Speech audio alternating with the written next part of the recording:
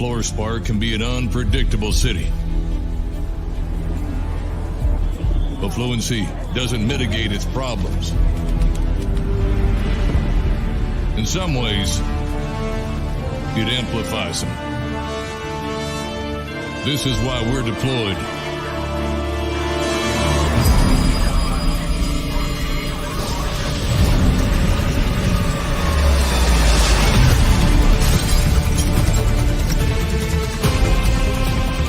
But we've seen better days.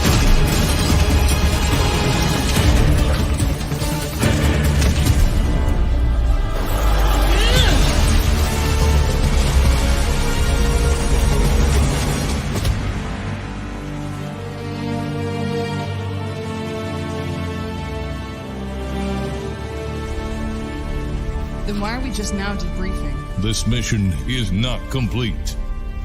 I only know of her. Our lack of data collection is a problem. Valdez, I'm aware of your investigative talents. Braxwell spoke highly of you, and that's why you're on this team.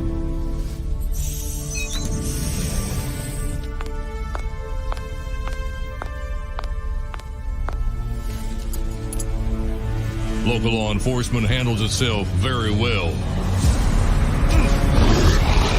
But there are those with abilities. Some believe themselves to be good. Others don't even attempt to act as if they are.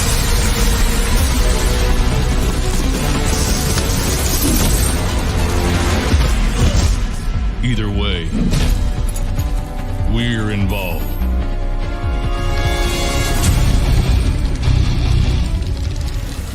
Not everyone will agree with our status.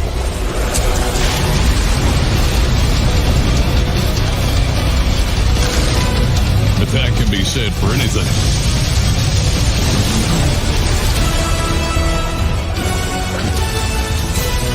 May I remind you both,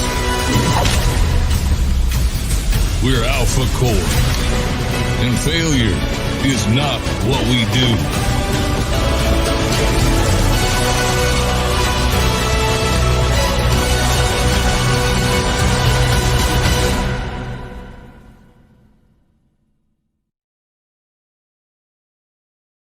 What is up, everybody? Of course, we are live for another episode, second episode officially, actually, of Ripping the Silverback with myself.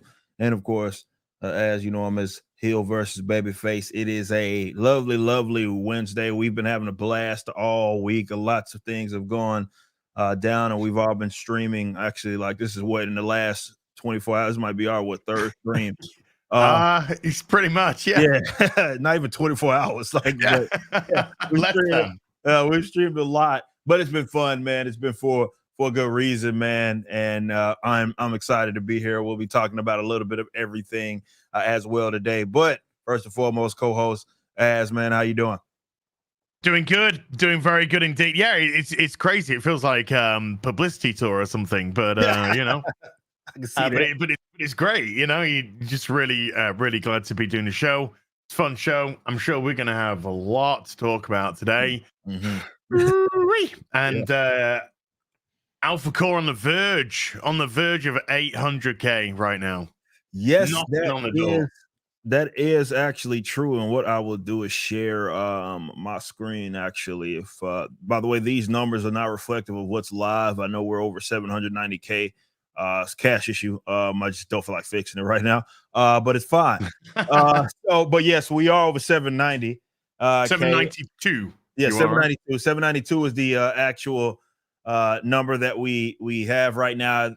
We are over 13,000, closing in on 14,000 total books sold. This has been a phenomenal campaign as we close in on 800,000. The next benchmark is at 1 million, which we'll have actually some cool stuff that we're going to be releasing alongside that once we hit that marker. But man, this has been wonderful, man. I appreciate every one of you guys, all the support. We'll see what happens. See Dan Vask in the chat already. Says hail peasants. That says though, shout out to each and every one of you. We'll see what happens by the end of the stream. Maybe we do end up hitting 800K. But this has been an amazing experience for us all, man. And I appreciate everybody's support. I'm glad you guys are enjoying the animation. We are going to be promising you some more with some of these benchmarks that we hit along the way. If you have not already, go ahead and pre-order at rippaverse.com. And we did just announce right before the stream something that Az may be happy about because of he's across the way, and that if you go look now, newly implemented are some shipping rates that they're better. Let's just say that in comparison, especially to Isom 1, but even in Isom 2, we've got our the books are marked properly, making sure that countries that have like reduced VAT rates and or maybe a 0 rated for books, we have all that properly. So you shouldn't be, look, I can't control your governments, but we'll do everything it is that we can to make sure that they aren't taxing you over what is necessary according to their own laws or whatever. So if you have not checked out recently and you are an international customer, go to the Rippaverse site right now. We have newly implemented rates that are probably a lot lower than what you anticipate, but that's part of our effort to improve there.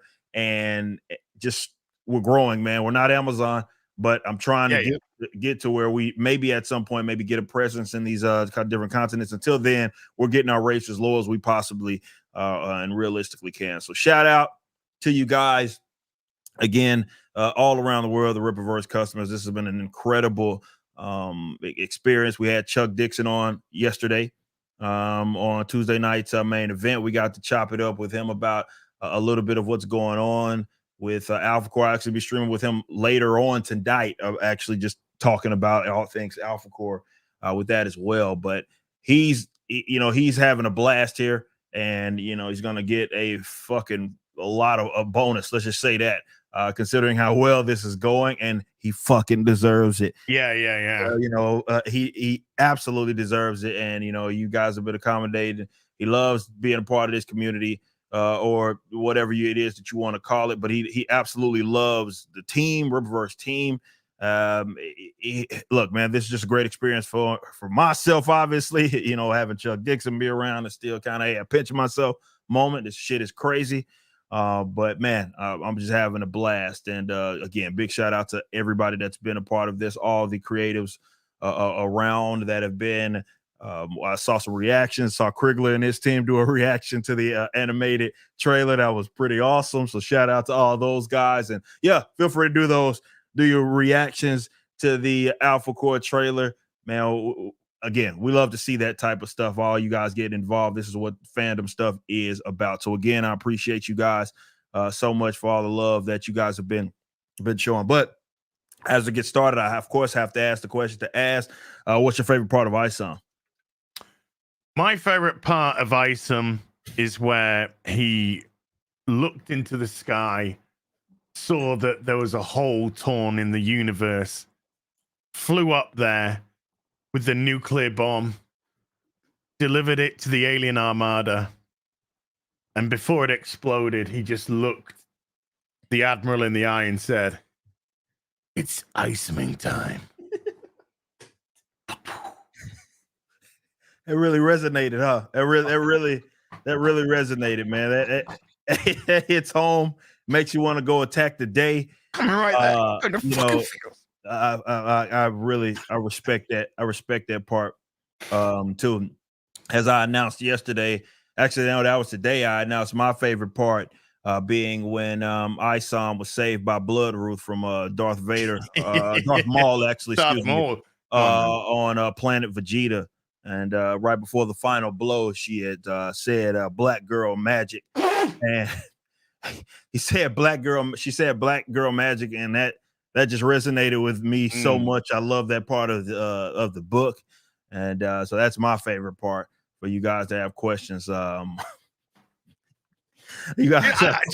I'll give you an honest answer for my favorite part of Isom. My favorite part of Isom is the fact that because of it, we're now getting Alphacore and Yaira and all this other stuff. That's my favorite part of Isom. Is its massive success has allowed to the expansion as to going forward, because you never knew how it was going to turn out. You know, it could have Yeah, been that's it could have true. been just like a a decent seller, maybe 200-300,000 Yeah, in revenue, and be like, okay, mate, that's enough. That's enough for us to that's maybe success. stick an Isom 2 into production or whatever. But you're not looking to maybe do this and that and the other and the merch and the negotiating and the da da da. And then because of the two Isom book sales, green lighting the expansion. Yeah, You said community or whatever you call it. I'll tall you what we call it. We call it the fucking Rippaverse, mate. That's yeah, what we call it. yeah. That's what we call it. I fucking love it. No, and no, on a more serious note to that point, that's, and I've said this many, many times, though I know, maybe certain people have it's the acoustics, maybe they're just so terrible when you tell them what part you love. Similar to what Jen and Sylvia had said, they likened it to like wrestling and looking at like Isom putting other characters over, right? And Isom 1 and Isom 2, where you got the introduction of all these characters. And that's been part of it with me, especially with the Alphacore. There's even things that, if there was one thing that I would have done differently, though I don't regret anything. If there was one thing I would have done differently, would have been make it maybe 112 pages, like I did with Isom 2, to more so give even more context to that conflict with Alphacore and Yaira, right? That would have been, but I would disagree. okay, that's fine. I'll tell you what. I tell you why I would Okay. Because what that was in Isom, which actually legitimately is my favorite part of Isom. Yeah. Is the fact that you leave the audience wanting more. Okay. Right. And I thought that was enough, because I wanted to know more. Okay. I wanted more. Right. And the fact that Isom 2 comes along, but then we're branching out to Alphacore and Yaira. We've had the little bit of the animation. You just putting that little tease in. What's going on? Why is Alphacore keeping tracks? Why they've been brought in? Why is Yaira acting the way she is? Because when Yaira was initially announced, I think all of us were just thinking, oh, she's going to be just a female hero. Mm-hmm. But there seems to be more to it. Right. There seems to be a lot more to that. So now I'm sort of like, okay, exactly what is her deal? Yeah. So it asks questions, and that the Soska sisters are gonna flesh out Yaira. Yeah. We got Chuck Dixon fleshing out Alphacore. So I personally think you did the right thing. Okay. You gave us just enough for us to go who and what, and then he went, well, you're gonna have to find out. Yeah. And you don't want to over-explain stuff. I agree. What's Isom's powers? Yeah. Give it time to work in. Yeah. You can't just say, hi, I'm Avery, my powers are, and I'm a he, her. You can't just do that. There's got to be some sort of okay, what's going on here? There's got to be some sort of development. You have your Bible, but it's not set in stone. You could have your Bible and be like, actually, what if I work this in here? And so we'll push that out and bring this in, because that fits better, makes more sense if we do that. And even if you look at early comic books from new characters, the continuity changes based on how you're beginning to put things together. So great. Sure. It is great you have a Bible. It is great that you got a really solid idea, but that shouldn't affect your ability to be flexible depending on what ideas develop in the in the creative sphere for you. I agree. No, that's a great perspective, actually, and I think that for me, I don't want to say that it's a challenge. It's more of, we have the target audience. And to your point, that is the target audience, the people that like that type of stuff. And part of the fun to me about comics, definitely when I was talking about this type of stuff with my bros, it was the theorizing, it was, anticipation of what was going to happen in maybe the next issue, because, the idea that everything needs to be spoon-fed, I'm not with it. And I think some of that comes with, I don't know if it's the culture, we're trending towards TikTok, short media, giving everything so people can move on to the next thing. That kind of has people approach it that way. But I think that the Rippaverse, for sure, it is going to be for those that want to actually have fun in it, get lost in it, and understand that they're in it for the long run, which means that not everything is going to be told in one book. You know, the goal here isn't to, hey, here's everything about the character, we're out of here. That's not and if that is your goal for some people that are writing, whatever. But I'm trying to get people lost in an entire universe here. So we have to be smart. Otherwise, we end up like, you know, maybe George R.R. Martin, and we've rolled ourselves in a fucking corner. I don't want to be that guy. I don't want to be. I want to consider years from now, and that's when I'm with my writing style. That's what it is that we do, as well as just our approach. You'll get some of that stuff with the Saskas, because while you could just go in and read Yaira, right? It's a satisfying book, right? You guys will see it's a very satisfying book from just a readership perspective.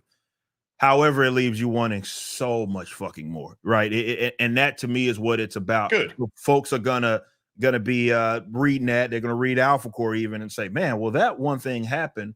And you know, what's the theory? Like in our Gilded, I love that we have that, a bunch of people having conversations about this, picking up on things that they may not picked up on before because they got Isom 2 and now they're rereading Isom 1 and they saw something. You get a different perspective, right? When you reread it and now you're noticing something that's different, right? Or something that gave more perspective to the first book. I love how, like, with the second book, people didn't know where we were going to go with it, and that was on purpose. I didn't want it to be predictable, right? So you had that bit with Sam in Isom 1, kind of, you know, walking into the security house with his gun drawn, and then he's like, what the fuck? And then that was it. Right. So we went up in Isom 2, and you see those narratives kind of clash, because he's like ready to go fucking get Fontano because of what happened with Altona, but then he gets intercepted by Sam's wife. Right. Yeah, exactly. Right. A lot of people they're like, they can't wait till Darren gets it. That's the point, right? You should fucking hate him. But no, like he gets. Yeah, but I'm kind of hoping, you know, he's gonna work for it. You know. Yeah. I'm hoping he's gonna work for it. You know, I don't want that guy rolling over, man. I don't want him rolling over. Exactly. But you know, we see that Sam intercepts, which kind of takes us back to what happened in Isom 1. Sam's wife, intercepts him. Like, what the hell, you know, where has he been? I haven't seen him. And he's like, okay, I got to do the right thing here, and I'm going to go deal with this problem, and I'll take care of Darren later. And that's where the rest of the story is dealing with that specific issue that happened in Isom 1. So that was kind of the point there, right? And not kind of, that specifically was the point, because I know a lot of people expected it was going to be another thing, and he's going right into this conflict with Darren again in Isom 2. But you got a bit of that, and there was some increased tension there with that conflict in general. But there was another thing that happened that he needed to tend to, and that led into the introduction of Gooding as well as Sydney Bloodruth. And to me, that's what this stuff is about. It's like, I don't want to be predictable. But I also want to make sure that you guys, you know, this is something that's fulfilling for the people that are getting lost in it. Like, look, and I'm not saying this to like shit on other companies. What I'm saying is I can't write the Rippaverse as if people are fans of stuff that isn't the Rippaverse, right? If that makes sense. I have to write this universe like, and for the people that this is your main source of entertainment. Right? Yeah, you can't say this is the Ripper versus Batman. This is the Ripper versus Superman. You don't want to fall into that trap. Right. Because then you're just copying. Then you're just copying. You need that originality. You need to have your own ideas. And I think that's a little. I mean, I have my own opinions on Isom as a character so far. Yeah. You know, some you might like, some you might not like. Yeah. You know, I think in the first two issues that we've seen, I think the guy's a bit too hot-headed. You know, I think he's run a little bit too much on emotion, and that is guiding a lot of his decisions, which is making him pretty impulsive. Yeah. But the good thing, that is not necessarily a bad thing as a character trait, because it allows you to explore. Yeah. It allows you to explore certain elements, and in Isom 2, of course, we get an element of maybe why he's sort of so headstrong and frustrated with what happened and the reason why he quit being Isom. Yes. So he's sort of like, okay, I can see that he's maybe a slight bit of overcompensation here, because of the guilt that he's sort of clearly living with, and that's character. Yeah. And that's what you want, because before you establish, I mean, Chuck can write story and character all day, every day. All day. Yes. You're a new writer, so you are playing with ideas, you're formulating ideas, and you're trying to make them work together. But you can't let your story get ahead of your characters. True. You got to, these are characters that got to develop. And you said earlier, after reading Yaira, people are going to be wanting more. That's the correct answer. Yeah. Look, if I read Yaira and I'm like, okay, I'm done. That's not what you want. Right. I want to be reading Yaira. I want to be reading Alphacore, and by the end of it, going, oh man, I can't wait for that. I need more of this. That's what I should be. There's 0 point in introducing new characters and being like, oh, that was satisfying. But I'm okay. Yeah. No. Yeah. No, it has to, and again, that has to be, it's a vision that some people, again, and maybe if they have that short attention span, that I could see where they're like, maybe that's not their approach. But I think for the people that are invested into this world, into this universe, like that's going to be the preference there. And I'm writing it for them. I'm writing with that audience in mind. Like, hey, you want to look forward to future Rippaverse stuff. Like what Marvel and DC it was for me. I'm not saying that I'm going to like have that type of volume where I'm just releasing shit every week, but I want people to be like, you know what? This is my thing, right? So when the next Rippaverse product comes, I'm in line. I'm ready to get it. So I'm writing it with that person specifically in mind, not the person that's just going to move on to the next thing, because I want this to last for as long as I possibly can make this last, as long as the customers will allow this to last. And some of that conversation about, like, to your point, like, oh, what's how is this and power, like what exactly he can do? Like, this is a conversation that maybe we're not having in 5-10 years, right? Because the stuff has been developed. Superman didn't fly. Yeah, exactly. To your point. In 1938, he didn't fly. He was able to leap buildings in a single bound. He jumped. Yeah. That was how he went over distances. It was only later on that they changed the being able to jump into flying. So things change. Yeah, most definitely. Things can be developed. Things can change. Even though you're doing a through continuity, which is to me the right thing to do, and more companies need to nail themselves back down to a singular continuity. You can still play with that. Oh yeah. The audiences are going to be, because there's going to come a time where you're not going to write Isom. True. Very true. You're going to be passive. You're going to say to somebody, I want you to write Isom. Let's just say 6, for example. I want you to write Isom 6. This is where we've got to. I want you to carry on writing it. I'm diverted in another area. Right. My time's needed here. So that new writer that's going to come in, you're going to want to obviously remain true to what you put before it, but it's going to have his or her. It's going to have their touch on it. It's going to have their little thing on it, and that's the same with every writer throughout comic history. So yeah, you this flexibility. You got flexibility, and people are demonstrating that we're in this. Okay, Oh, yeah, absolutely. we're in this. So they've got faith, and when an audience is showing you faith, to me, that says, it should give you confidence to say, yeah, okay, they've got faith in me. I need to repay the faith, but at the same time, you're allowing me to go in these other directions. Most definitely. And to your point, like we had, we talked about this yesterday, right? And what I love about working with Chuck, what I love about working with Jen and Sylvia Saska, is they're kind of, they're professionals, right? So they want to understand who these characters are. I remember so vividly there in the chat where, Jen, Sylvia, or either of them would shoot me a text. They're in the middle of writing a story, and they're like, "Would this character do this?" Like, Yeah. look, wanting to like truly understand. And if I say, yes, or give further explanation, or say not quite, they write to understand who it is that they are, which is why you come up with a result of, like I said, I mentioned this with Alphacore and Chuck.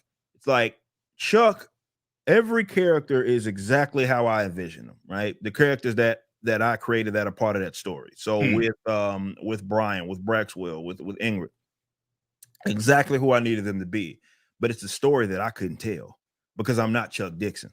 And that's the beautiful part of this whole ordeal of working with professionals and growing this universe, is because you're working with people that actually give a shit enough to be like, you know what, I'm not writing this for simply me or to write me into this character. What I am doing is trying to understand who that character is, and then putting them in a fresh environment, a fresh, believable story and a scenario that these people are, that these characters are in, and that the audience can pick up on and enjoy for years to come. And that's I think the difference between working with fuckers that maybe this is kind of the flavor of the mainstream. This is kind of what it is that they do, where you have people that aren't necessarily competent enough to even writing, to even understand the characters, right, that they are writing, which is why you would get something like Batman, and there's this rally essentially happening where people are breaking into shit.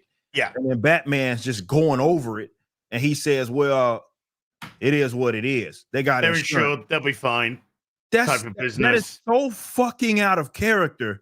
Yes. For Batman. But what that tells me is that the person that's writing them, they don't know who they are. In Batman Year 2, which I just reread, and we discussed it on Afternoon Tea a couple of weeks ago. In Batman Year 2, there's a group of just burglars in a house nicking shit, and Batman comes in, and they're like, "Fuck!" It's like, we didn't think we didn't think we're big enough for you, and he was just like, "You're criminals," Nobody is too small. It shows a complete fundamental understanding. When I roasted the Hawk Girl 1 comic recently, which was it's not even toilet paper, because I wouldn't waste my fucking beautiful sphincter on that fucking paper. You had everybody sounded the same. Every character sounded the same. Even Superman, who's in it for a couple of panels, sounds like some Valley girl from California. Is like, oh my god, yeah, after this we're like totally gonna go for like milkshakes. And it's just like, you don't have necessarily just a complete understanding of character. You've got a complete understanding of writing. Yeah. You don't know how to write. Yeah. Period. Yeah. Your dialogue is inane. It's going nowhere. It means nothing. It's meaningless. It doesn't progress anything. Right. It doesn't craft character. You are literally pushing people into situations that you can say something agenda driven. She sat down with a friend from college. I don't think I'm like a girl anymore, so I'm still poking that one with a stick. And even though I was dating a guy last time, I'm sort of like wondering if you're interested in having a relationship with me. And you're just like, there's something wrong with you. Yeah. You know? If I was given Hawk Girl and they said, hey, we'd like to give you a 6-issue miniseries of Hawk Girl, man, I would be straight on to reading as much Hawk Girl as possible. Let's read. Let's see where the consistencies of character are. Let's see where characters where they deviate and I can potentially play with. Let's see her motivations. Let's see what drives her. Let's see her relationship with people and how she behaves. That's what I would be looking at to craft my story. Right. But they're giving it to people that are just like, oh my god, I just want everyone to be just like me. Yeah, that's how they write. It just makes for just again, definitely with established characters, just make for bad art all around. Which, speaking of, characters, let me share this real quick, because I don't think we talked about it on my channel yet. So as we hit that $300,000 milestone, we finally revealed Kanan White's cover A of Yaira, wrote by the Saskas, which are in the chat, drawn by Deborah Carita. Jay Brown is the colorist there. Can't wait for you guys to see this. Glad we could finally show this to you. I know we have another one that we have to show you guys, and Mike Barron's Gooding. We're working on that. As far as getting that'll be you guys get that reveal here very, very soon as well. But this is the official cover there by Kanan White, and I can't say it enough. This goes into everything it is that we were just discussing. Like what they are able to do with this is look, Yaira was a special character that I created, right? It was like one of the first ones. It was after Avery, I created her, right? And I conceptualized this character, background, built all this shit. And then I'm like, okay, well, I'm gonna focus on Isom, right? And now that we'll see what happens. And now that we've got all this money in, and I'm like, okay, the first thing that I need to do is get people around me that know what it is that they're doing, so we can flesh out this universe, because the audience has said that this is what they want. And I could not think of a better team. I know you recently got their No Restraints play with Black Widow. Yeah. And I was like, this is a no-brainer. I was just hoping that they were available. It is right there. I was just hoping that they were available, and they were. And when I say they knocked it out the fucking park, I mean exactly that. They knocked it out the absolute park with this character, and it's the same thing I just said with Chuck. It's Yaira. It's who I needed her to be, with the story that only the Saskas could fucking tell. That's it. They could only tell that. It's so unique, but it's not off base of who the character is, and that's what it is that this stuff is about. So again, there you go. There you guys go. Yaira, #1. That's coming this winter. Be right after Alphacore. We're touching up, doing some edits as well on that. We'll send that off to the printer, and then we're going right into that next, right after Alphacore. So again, I appreciate you guys showing a lot of love. We do have the Gooding one. We do have that. We're getting ready for that. But again, appreciate y'all so much. I'm glad we could kind of reveal that here. So yeah. Either way, we got Alphacore, Chuck Dixon, Joe Bennett. And what I really loved about what they had to say, and we'll talk about that actually now. Let me go ahead and share. Let me get rid of that, and we'll share this real quick, because I do want to give props. I have to give props to Joe Bennett, just in terms of just how fucking good this guy is at what it is that he does. Perfect tandem. And Chuck Dixon and Joe Bennett, I'll give them as much fucking work as they want. That's kind of how this works. But I mean, you look at this shit, it is fucking incredible. And he just knows what he's doing. Yes, you got this appearance of with Lillian and Michael. I know people wanted more to know more about them with their brief introduction in Isom 1 and seeing what happened in the cards.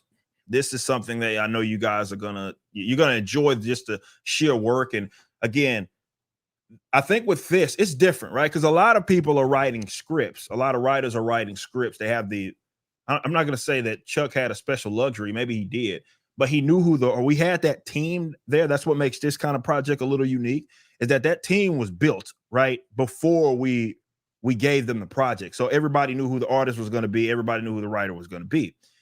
So it wasn't like the script was already wrote and we didn't have that. So what Chuck's doing, and you guys will know because he's so fucking good at what he does, he's writing to accommodate this man's strength, and people that know it definitely with his detailed work, and you know how good he is. If you definitely read like the Immortal Hulk stuff, you know Joe Bennett. He's just what he does. So he was able to give Joe pages that he knew only he could do, right? Like destruction and all like that. That's Joe Bennett. That's all day Joe Bennett. And he did such a fucking good job. She just did a phenomenal job. So I got to give a big shout out to Is that an interior or is that another cover though? Because that could print. interior. Wow, that's It's good. that's what I'm saying. Like, it's the entire book is of this quality. That's just what it is. This is how it looks. The entire fucking, you're getting 90 plus pages of that shit.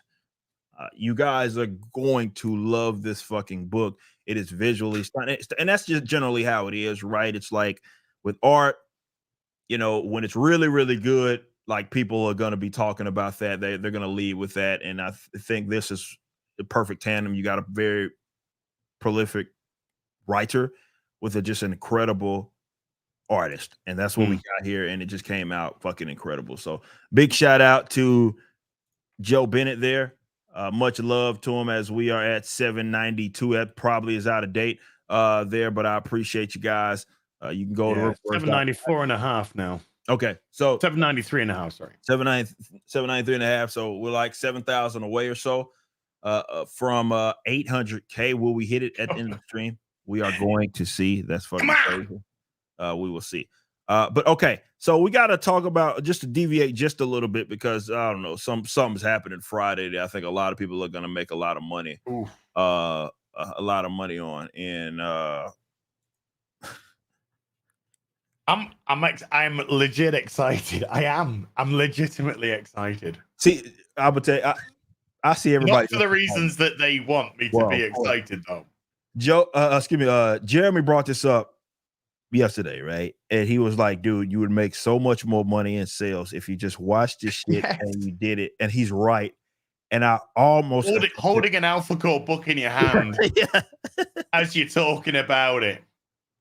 If only there was an alternative to this shit. He's right. Yeah. He's fucking right. And I almost considered it, but I will, at minimum, get a lot of enjoyment about the fact that I know Az is going to make some money. I know Gary's going to make a fucking shit ton of money. He's going to make a lot of money. A lot of money. He's going to make a lot of money. He's going to make more money than the Marvels. In all fairness, I'm going to make more money than the Marvels. So I was about to say something random. Yeah. Talking about it, it's probably going to make more money than this movie. So I will go ahead and share this, because we have mainstream talking about it. This came out today. I think the embargo went up officially at noon today. Was it noon today? Yeah, something like that. Yeah. Okay. So we have this. The Marvels divides movie critics. Breezy fun versus abject misery. Well, that is that's a range right there. Breezy fun, from breezy fun to abject misery. Those are like polar opposites. Well, it's on 55% on Rotten Tomatoes. So it's not off to the greatest of starts. No, and that's 100. That is actually on 100 critics so far. That's pretty significant. Not according to the early critic reviews. The latest Marvel Cinematic Universe title is getting rather mediocre notices with a just out of the gate Rotten Tomatoes score in the mid-50s. By the way, top critics 37%. All right, so the top critics don't even fucking are buying into it. Yeah, that's impressive. Which would make it one of the weakest MCU titles ever. But what's interesting is that many reactions to the Marvels are also intensely polarized, with some insisting the films is delightful fun, while others are calling the movie abject misery, turgidly mindless, and a new low. Fuck. So some people are saying that it's delightful fun. I mean, that's for sure what they're going to show in the trailer. Access Media Incorporated. Yes, trademark for sure. Access Media. They're saying that it's delightful fun, but others are insisting that it's a new low. And we've seen fucking Marvel be as of late last 3 years been incredibly low. Says in general, more traditional news outlets tend to skew against the film. Hollywood Reporter's review excluded. While some of the more fan-focused entertainment sites are much more positive, overall, it seems like the more one has invested in watching all the previous MCU movies and TV shows, the more likely they are to dig the Marvels and understand it. I don't think that it's so complex to where you'd have to you'd have to seen everything. That probably would have worked to its advantage if they actually treated it with that much care. I don't see that being like one of those movies where you just had to be there to understand it. I think that's a cop out there. In the Marvels, Carol Danvers, aka Captain Marvel, Brie Larson, teams up with Kamala Khan, as well as Monica Rambeau. It says Tuesday night's first social media reaction, per usual, largely gushing some of Marvel's best action and comedy today. Okay, like let's break that down. So we're getting told in the same article, right? We're getting told in the same article that it's fucking a failure and a new low, while others are saying that, and quote, right? Some of the right. Hold on. Can we get rid of the word polarizing, right? The word polarizing is a lie here. Okay, there are people who are lying, legitimately lying, and there's people that's just being honest. But it's now classed as polarizing. Look, I got some info from New York Comic Con, because at the Comic Cons, all the comic book people and the Marvel people and all that, they all go to parties together, and the topic of conversation with a few of them was the Marvel's film, because they had seen it. And they themselves at the, some people at the parties, they talk to us, and they said that the people who had actually seen the film said, and these are people from the industry, it's fucking shit. Even the Disney people, they were just like, we need to, it was over 2 hours, this film, and then they cut it to 1 hour and 45, and then they cut it to 88 minutes. That's how long the runtime of the actual film is before credits. The 1 hour 45, including credits. And the term that came out from Disney, the exact term that was going around everybody, was skate quick over thin ice.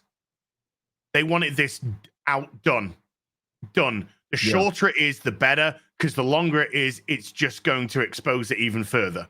Yeah. So this is the best that they can do, was to reduce it to 88 minutes, which is nearly pulling it to the degree where it's nearly too short to be classed as a film. Never mind a Marvel fucking movie. And context for everybody that's watching this, and I appreciate y'all hanging out with us. Over 1,000 of you. Shout out. 300 million. Probably 320, but yeah. All right. Plus, so north of 300 million is how much they spent to make this movie happen. Now, the reason why I bring up the box office is because I need people to understand how it works. I know we understand how box office works, but you'd be surprised just how the regular Joe Blows have no idea how much it works. Yeah. So let's say if the movie made $300 million, they would think, well, they made their money back. And what's fucking irresponsible is that some news outlets will report that. They have been reporting things like that. And we're talking like Deadline and stuff like that have been reporting false figures, Screen Rant, false figures. No, the production budget, let's say 300 mil. That's the production budget. That's the cost of the making of the movie. When it goes to a cinema and a ticket is sold, you don't get 100%. You get 50% domestically. So if a ticket sells for $20, Marvel get 10 of that $20. But it's $20 at the box office because that was the price of the ticket at the box office. So just including the domestic box office, to make their money back as a broke even, you'd need $600 million. because it's only 50% of the ticket that you're getting. However, and that's if it was all domestic. That's domestic. Yeah. Internationally, you're getting 40% of the cut, and in China, you're getting 25% of the cut. And we haven't even spent $1 on marketing. And marketing for these movies is roughly $150 to $200 million. So this movie, if it's on a 300 budget, it's looking like about 320. But let's just say, for argument's sake, 300. This film is looking at between 750 to 800 million to break even, not even to make a profit, just to make their money back. This ain't making 800 million. Man, I don't know if it gets close. So you guessed last night. Are you still feeling good with it? You guessed last night 450. 450. 450. I think I'm way over. So 450 would be, and they would have lost. I mean, some people, I think Gary thinks that it's going to be roughly where. Is there I gotta ask? Is there a fucking chance that this does worse than Flash? Like in a like, not saying that it will. I'm just saying, is it do they got a shot? Flash did 55 million domestic opening weekend. If the Marvels does under 55 million, and some projections are saying there's a possibility it can do that, I think it's going to do about 65. But if it does, the film is out and it's exposed. So if it does less than 55 million domestically opening weekend, there's a very high chance it can do less than The Flash. which only lost DC Warner, sorry, about $300 million. That's all it lost them about.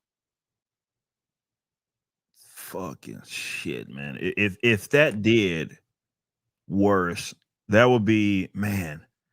Because this is the problem with Marvel that they're in. Like, and I will read some of these reviews in a little bit. But the problem is that they have nothing on the horizon that they can say this will at least turn it around with this.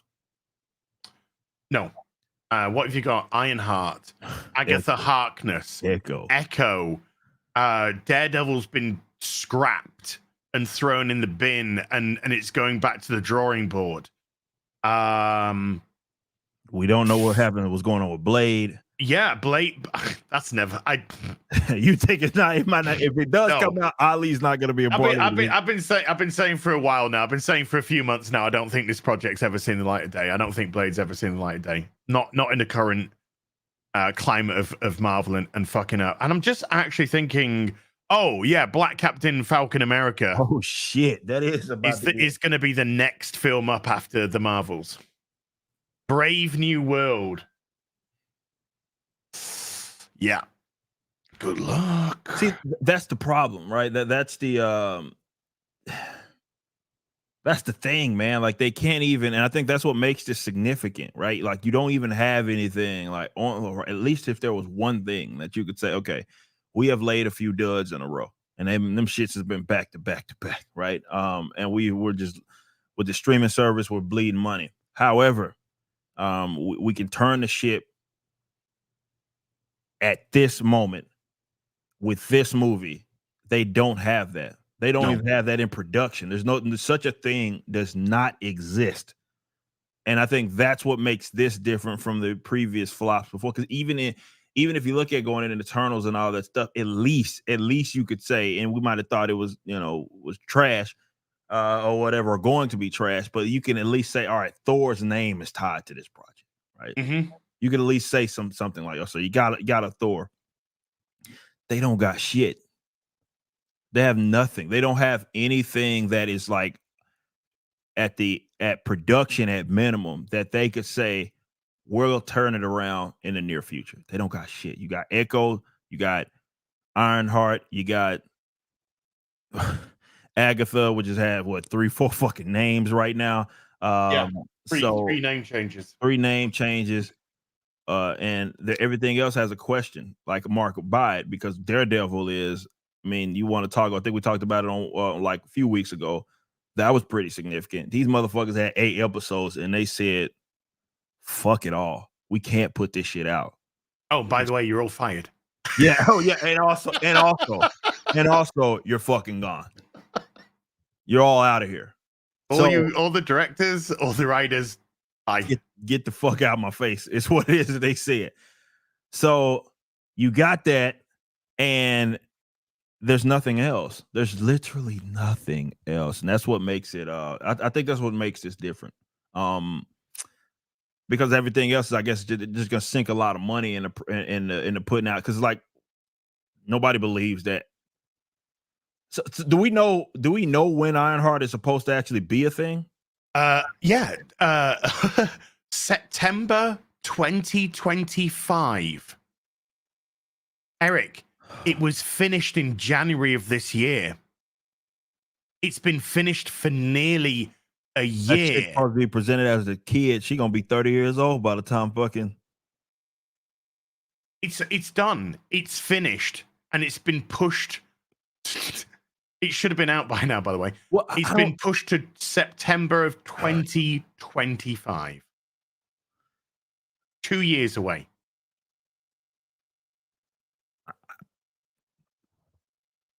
How do they make it to that though? That's my. I tell you, it's never coming out. It's never coming out, mate. Agatha, I wouldn't put money on it coming out. Echo, the pumping and dumping. There's an episode missing from the. From what I've been told, they're putting out all the episodes, and that's going to be 5 though, and there should be 6. So I'm thinking Daredevil's been removed from it. That's the next show that's releasing for them. That's the next show. Yeah, okay. That's January 2024.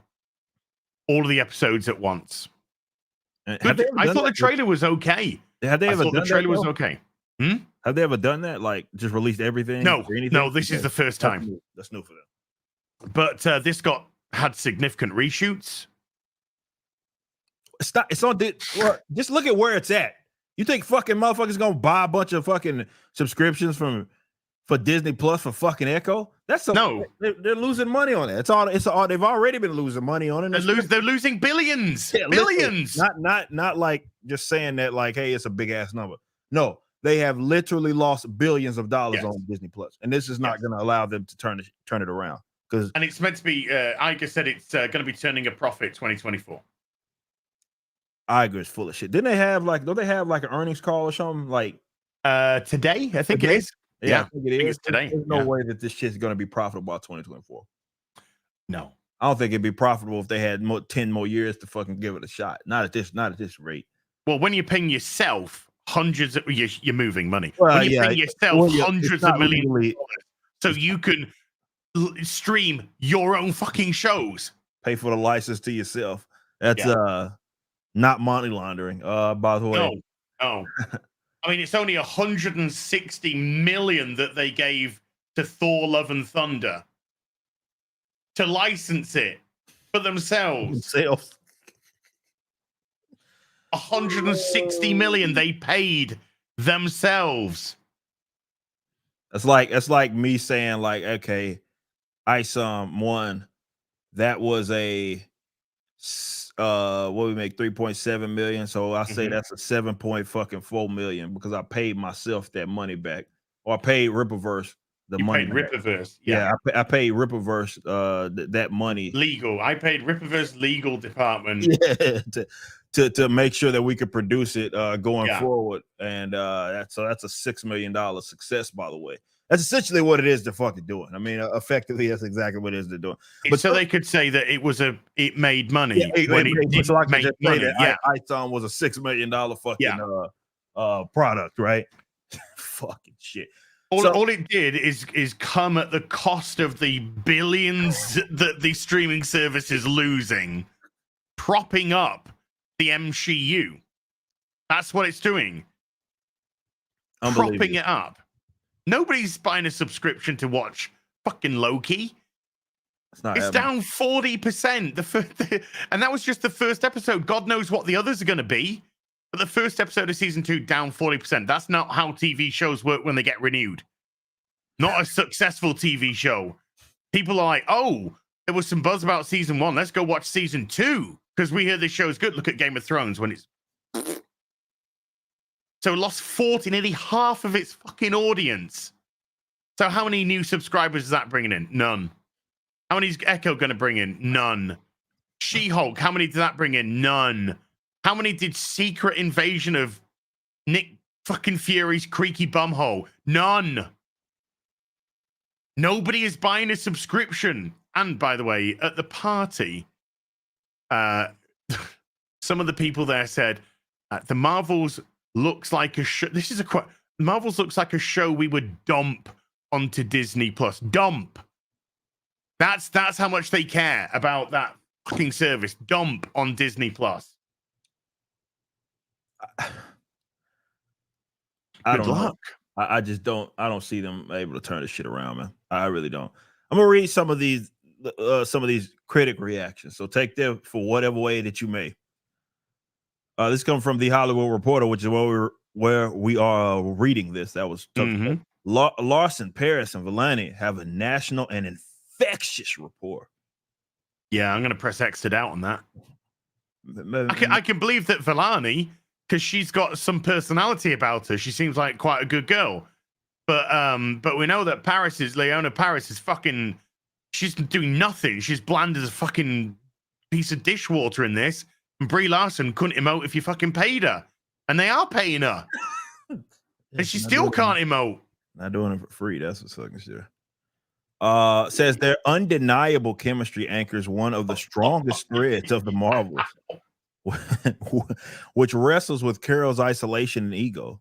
The Marvels takes on more than it can responsibly handle in its brisk runtime, which means abrupt endings and discarded threads.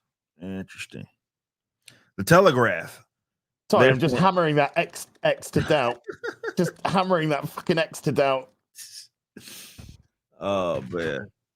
The Telegraph, the superhero franchise sinks to a new level. Like, think about that, right? It went from, like, again, no opinion is unanimous. I'll be the first to say that. And I say this obviously as a guy that creates shit, right?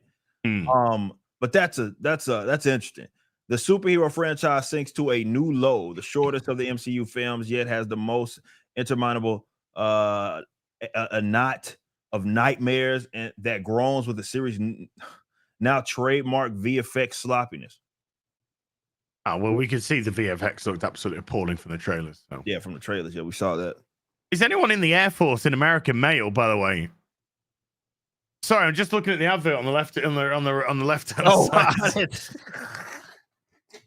It keeps changing to different women. I don't know. War is coming, people. Any guys that have recently maybe been in the Air Force at all? No, if this is properly representative. But the rap says it's silly and makes little sense, but it's such a fun time at the movies. No, that's a contradiction. It doesn't make sense, man. It's a fun time though. It's shit, but I want my access. About that, that's a better way to put it. Yeah, just be honest. Come on, dude. Just be honest. And isn't that why we go to the movies in the first place? Possibly. No. But No, we don't go to the movies for shit. Well, I mean, I get paid to go to the movies for shit.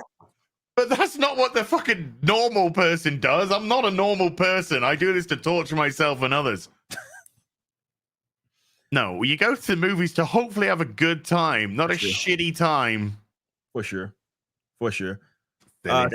Says Villani is magical, and the film captures the pure essence of why superheroes are so beloved. Paris and Larson are also good, but they really just back up for Kamala Khan to rightfully shine. So it's a Kamala Khan movie, and I just think it's because she's got the personality. She has got the personality. I got you. Take the kids, have fun, don't think too hard about it. So basically, hey man, it's mindless. Fuck it, just go spend the money on the damn product. Let's see what happens.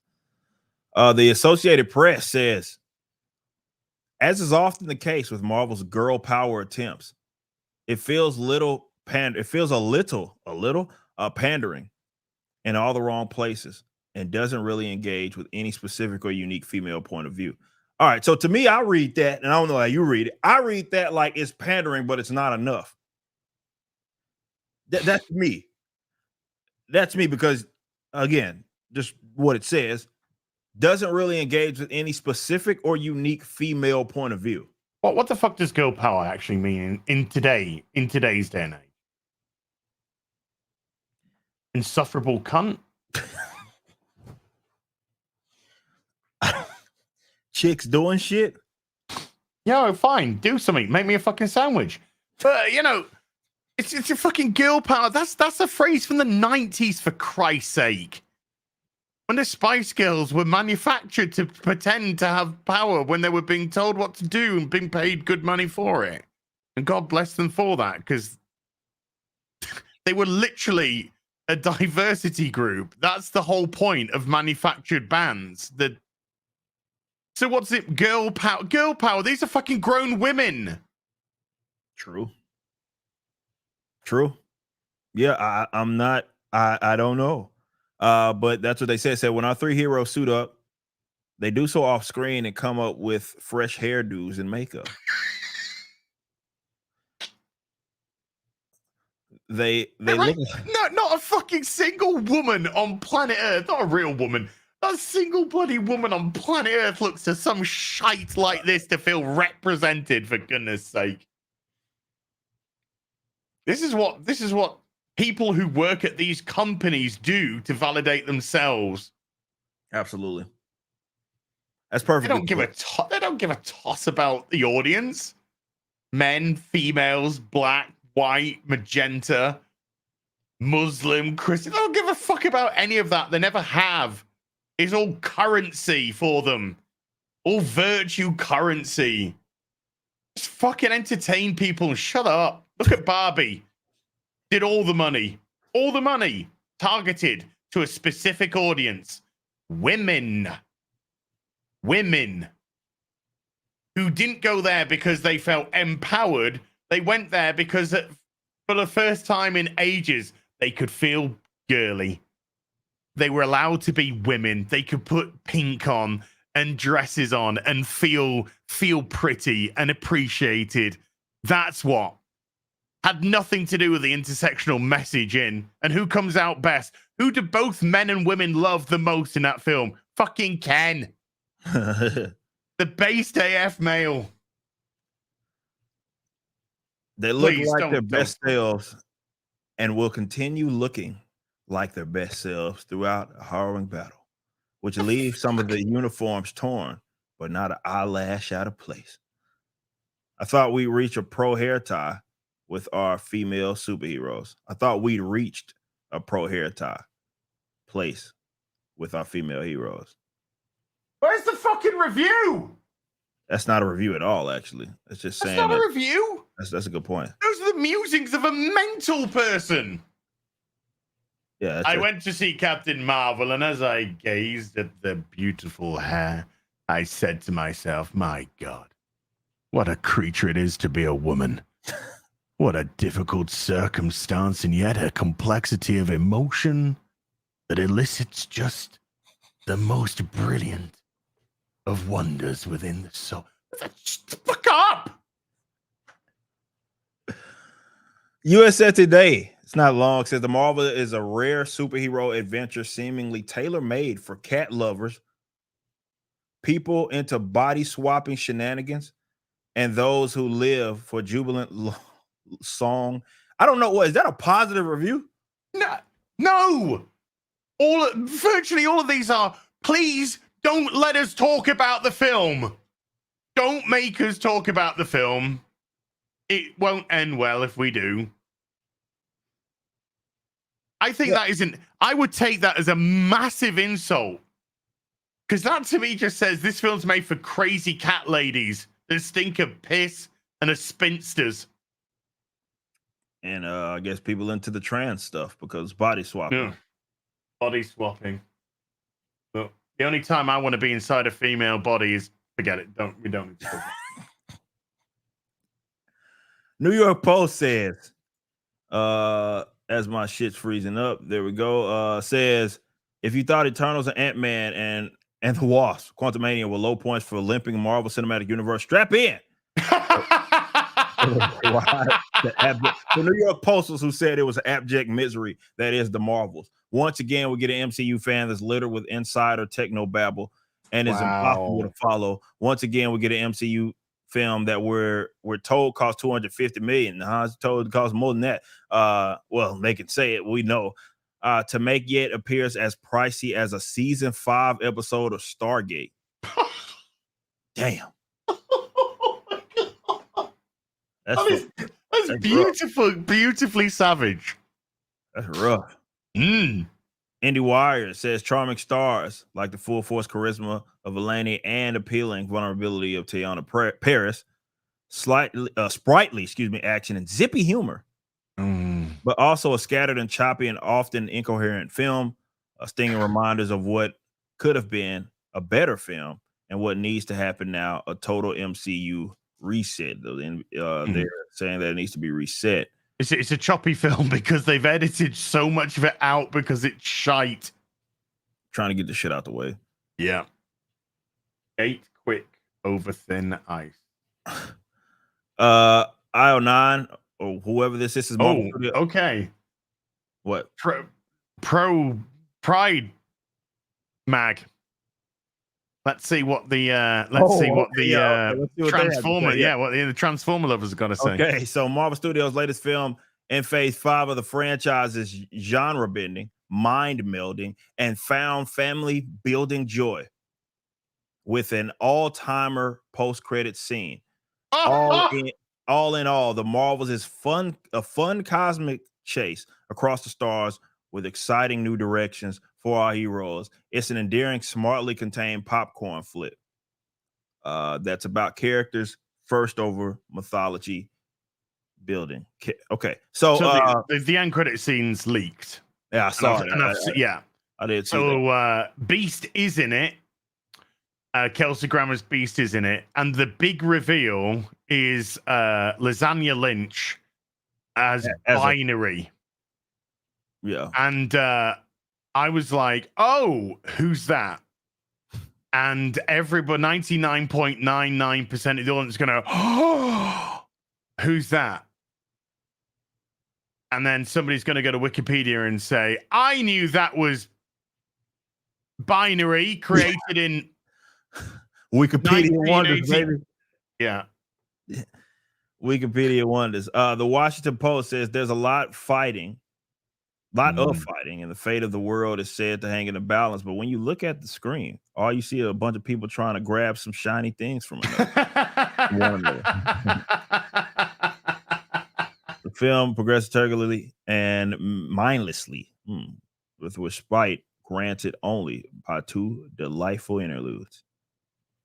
Oh, wow. The production is tracking. This is what Hollywood Reporter is saying, tracking a modest 60 to 65 million. So that's what they're saying that it's tracking that's what I think.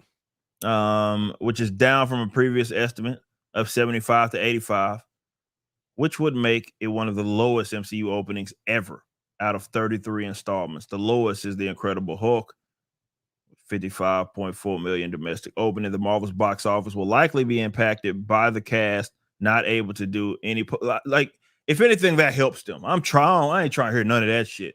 This whole, well, they're not on the campaign trail, so that's gonna hurt. That's gonna fucking hurt the box office. Like, ain't nobody fucking giving a fuck about them going around talking. That ain't got nothing to do with nothing. If anything, that's considering the absolute fucking disaster it was with the Captain Marvel, the first movie, that probably aided the film. Maybe it does end up like if they were actually going around talking shit, maybe it does actually become worse than Flash.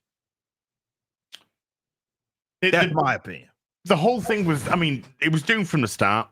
And the worst thing that they did was hire Nia DaCosta. Not because she's a black woman, because if you look at her experience, there is none. Yeah. They did the Birds of Prey thing. They gave 100. Well, in this case, they gave fucking 300 million. But in Birds of Prey, they gave 100 million to a director that had done nothing, and it showed because it was amateurish. From everything that we've heard, seen about this, it looks amateurish. You don't hire people that know nothing about the characters. And when you're hiring somebody based on philosophy, their ideology, then you're done. It's over. You're not going to be a success. They had so much good grace, and that good grace has seen them through a whole phase of people sticking with the MCU because of 1, 2, 3. But that's worn off. That is worn off. They've annihilated their good grace. They didn't heed their own warnings. They didn't heed their own warnings from Black Widow to Shang-Chi through to Eternals. They didn't heed their own warnings. They saw the writing on the wall then, and they could have done something about it if they'd wished to, but they went all in on ideology, and they gave way too much power and responsibility to fired woman. Get my brain's a bit frazzled right now. Who's been there all the way since Iron Man. And it's a company driven by ideology, and it's not a company driven by entertainment. And unless they want to change, and they can't change, even if they change today, even if they say, right, this, we need to get back. We need to get back on track. We need to get proper heroes saying proper heroic shit, doing proper heroic shit. Right. It's 3 years. It's 3 fucking years till we see that. It's done. It's done. I like I said, someone said in the chat, and I saw that, and I'll get the super chats in a minute. I appreciate y'all hanging out. Fantastic Four was their only chance, but they haven't produced anything surrounding that. So this, you can't look at it like, well, they could do this. They have to get there first. And that's the problem it is that they have, is that anything that they started right now is going to be we're not going to fucking see it for a long time.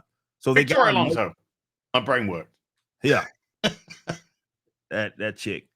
But they have to make it there. And that's the problem it is that they have, because in between time, they don't have shit. So they're sinking, they've suck all this money in to things that are not going to get a return.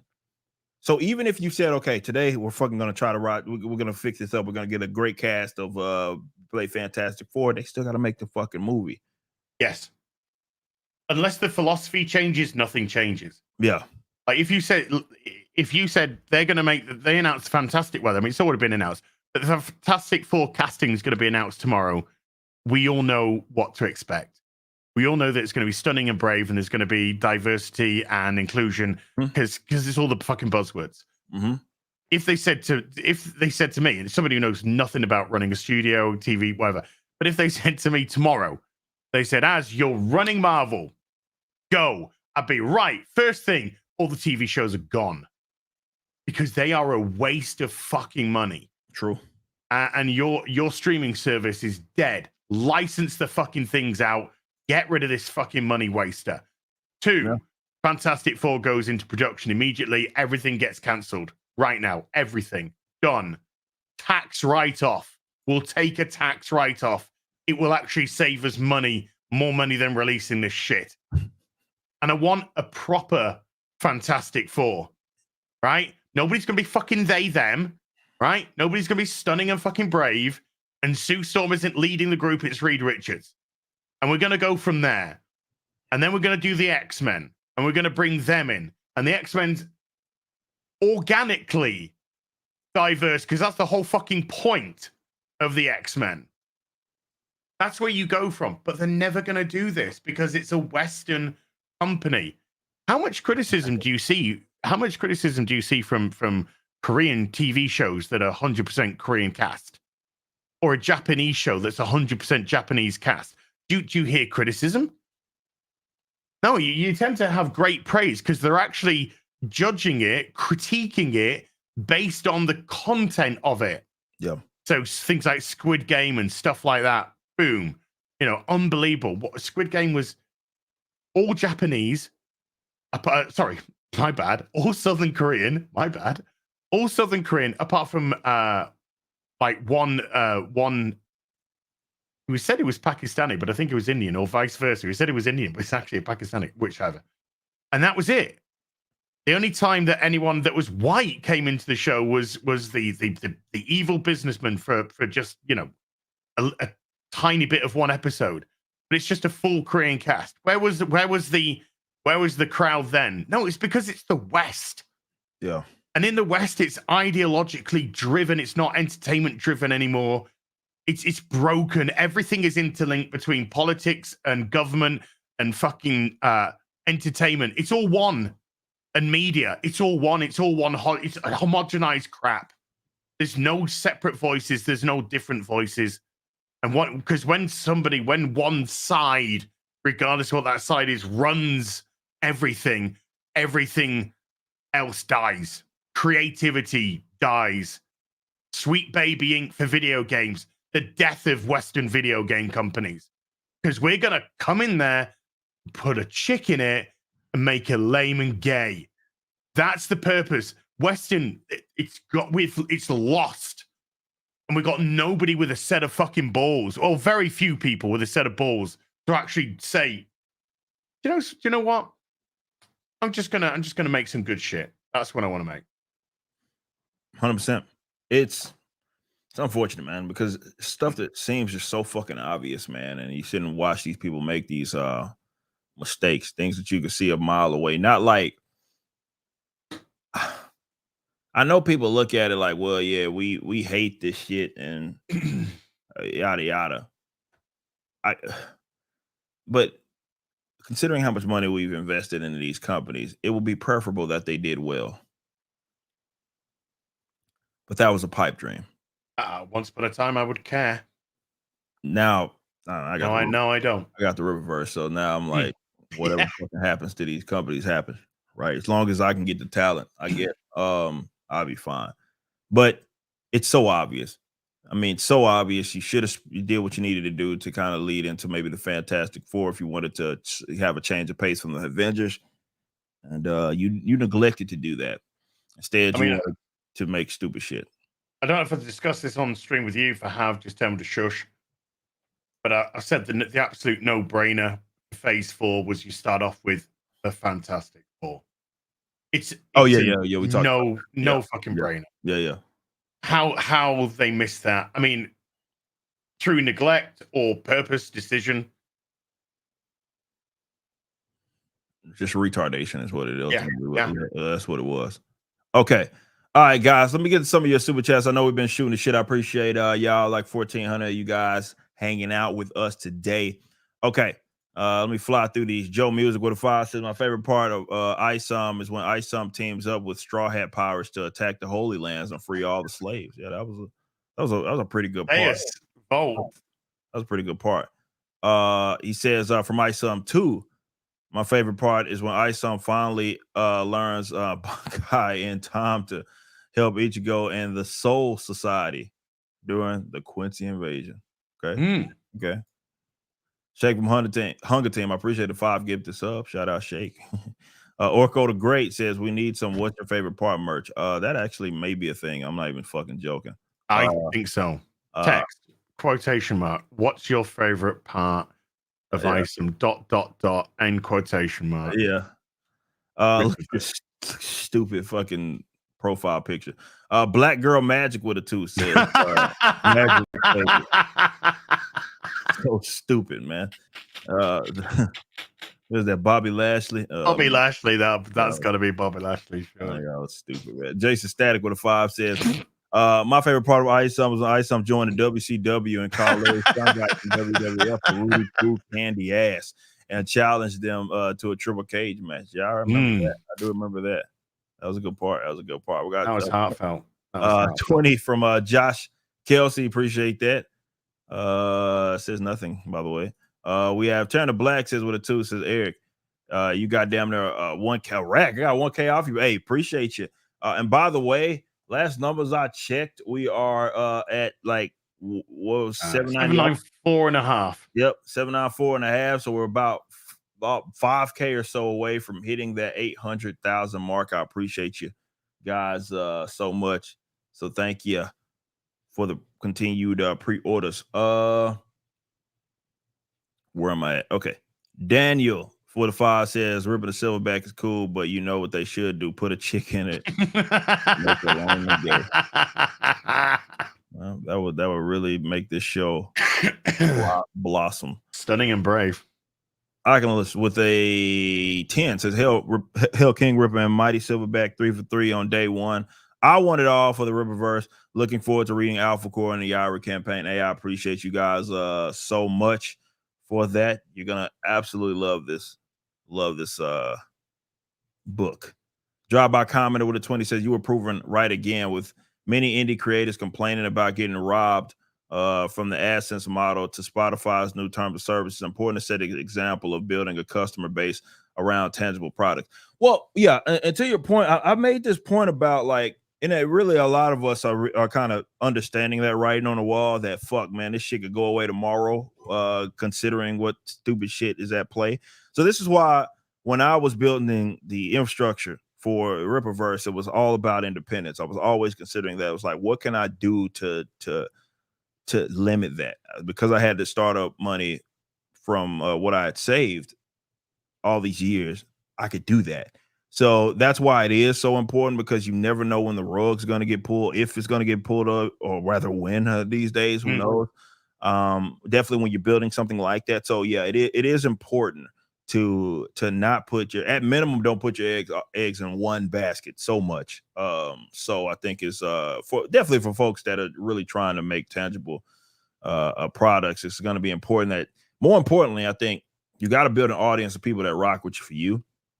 So even if something like that does happen and you have to, let's say, start from scratch, you at least have people that are going to follow you wherever you go, and not just like, oh, well, it just happened to be on this platform and that's it. So it's important. It's not easy, but it is important. A true vintage R&B fan with a 5 says, my favorite part of Isom was when Yaira went to Az's house, raised up her fist and yelled "Black Girl Magic" and flew off. Yeah, that was a good part. Good part. All right. Touching. Yes, Defendo 99 with a 10 says, my favorite part of Isom 2 was the way Lincoln talked to Darren, get this man his own book. Talking about Lincoln, this is actually legitimate. Yeah. Lincoln Eusebio. Yeah, man, Lincoln is a cool little character. Have fun with creating him, and yeah, he's the owner and the founder of Projexis, so you're gonna see a lot of him in the future playing some roles. We got Pyro with a 5 says, just got my paycheck and bought Isom 2 and Alphacore. Hell yeah, can't wait to get them. And to your point, yes, for guys that have not got in on Isom 1 or 2, if you want, you can get this pack it is that we have available for you guys. That last you get Isom 1. You get Isom 2 as well as Alphacore for only $65. That's 300 plus pages right there. So thank you. I got a question. Yeah. You said the CGC cover 3 is sold out. Mm-hmm. The perk for all 4 books with all 4 CGCs is still up. Is that? I think, all right, so if it operates properly, what would happen is you're going to hit it, and then it's going to say that it's sold out for that individual cover. I'm about to actually check that shit right now, because good call. We need to take that down if that's the case. Yeah, you're right. Insufficient stock. Yep, you're right. Hey, if anybody's in the chat, Sheep, or no, Andrew, I see Andrew's right there. Let Kristen know to take that down, please, because yeah, that is sold out. It won't let you check it out anyway, so it's all gone. Yeah, it says insufficient stock. Yeah, insufficient stock. So yeah, it wouldn't let you check it out. So appreciate that. Where am I at? I'm at a loot. What's the favorite part of Isom from? It's just a little meme. That's it. Grundy Peebo. Just a little meme that we've hijacked for ourselves. Yeah, that's kind of how it works. Yep. Ours now. It belongs to us now. No Zaku boy. Appreciate you becoming a member. We got Midnight Mick with a 5 said, my favorite part of Isom 2 is Bloodroof, confirming that there's only one universe. Sure, but there can only be one. That's actually legit. That's actually legit. Yeah. That is a legit favorite. And yes, that was I remember when Isom 2 first came out, there were a lot of people referring to that scene. They can get a better kind of understanding of how the universe is laid out here. And yeah, that was a cool little bit. There's different dimensions. Yeah, but there's only one universe. Yeah. Yep, that was established there. That is canon. So yes, but I wouldn't know because I. Because you didn't. How would you even know that? I just guessed it. I must have just got lucky. Oh man, we got where am I at? I think at CJ with a 10. So my favorite part of Isom was when the Silverback debuted and destroyed the street of Sherwood and Ford. Please, I'll make that happen. When is Robin in the Hood? Did you get that confirmed? Is that tomorrow? It's tonight. So the review, I should be working on the review tomorrow because I can't not work on it tomorrow because Friday's an exceptionally busy day. Yeah. With the finale of Loki and Captain Marvel. So I'm not going to get a lot of sleep on Thursday night. There you go. Shake with a 10 says, keep the good stuff coming. Thanks, Eric, for creating this ever-expanding world that I enjoy. Hey, man, I'm glad you're a customer, and I appreciate you so much. Someone said in the chat, hilariously says, Loki is on? Yeah, it's a thing. Yeah, not a lot of people know because not a lot of people are watching. Ira Brown was with a 10 says, still loving that Yaira cover. Excited to read the Sasuke story. You're going to love it. And Deborah does a great job with the art. So, yeah. Appreciate that. All right, we have Atomic Patriot. 1 month said, yo, apparently Alphacore is underperforming, which is shocking but unoriginal. Y'all want to shout out Matt Wagner's new comic, I'm Gonna Go Broke. Today says Atomic Patriot. I appreciate that. 1 month, thank you. Yeah, I mean, if we're gonna underperform to damn near $1 million,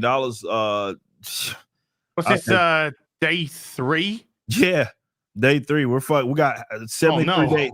73 days. It's over. Yeah, it's over. 73 days left. And we have doubled our sales goals going in on me. If that's our underperformance, I love to keep underperforming. Let me keep doing that as much as that as I can. By the way, we got Matt Wagner on the Real BBC this coming Tuesday. Shout out. And so he's got his Dracula book, and then we've got his Grendel book coming out as well. Shout out. Then we got Therio, God of Rage, with $100. Woo! Says, congrats on Alphacore's success. As love to see you. Shout out to the Saskas in the chat. I'm hyped up for Yaira. As I have a bet for you. Check out the first 2-3 issues of Jed McKay's Moon Knight run. If you hate it, call me a bitch on stream, and I'll pay $50. Okay. Jed McKay's Moon Knight run. First 2-3 issues. There's 2 or 3 issues. I said if you hate it, he said you can call him a bitch, and he's gonna give you 50. So, hey, no, seriously, appreciate the 100 because that ain't cheap. That's a lot of fucking money right there. A lot of dough, Raimi. So, thank you. Which volume is it?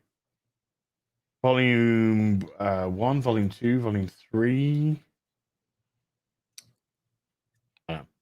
Jed McKay's Moon Knight run. So.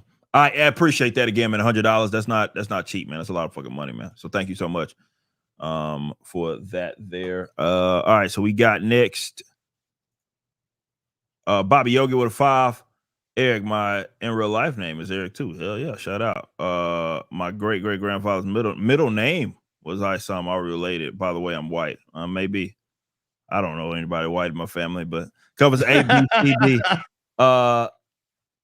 You need to play some video games, mate. They're all over the fucking place. Well, we did talk about Nick Fury having a white father, the OG Nick Fury. And they both lost an eye? Yeah. So, yeah, they both lost an eye. So he has that going for him. But one of them heroically and one of them like a pussy. Yeah, true. But yeah, that's very interesting. But no, seriously, Bobo, appreciate that.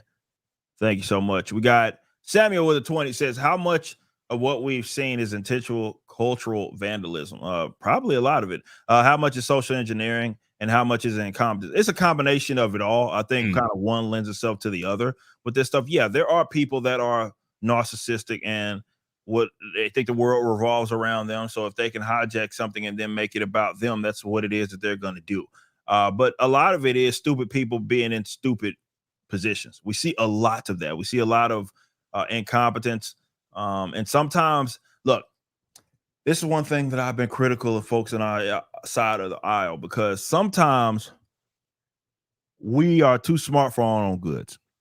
And what I mean by that is that when we are shown evidence that this person is fucking stupid, or this group of people are stupid, we try so hard to explain it by wanting to believe that something nefarious is going on, when sometimes it's just these people are fucking idiots and there's just no other explanation for it.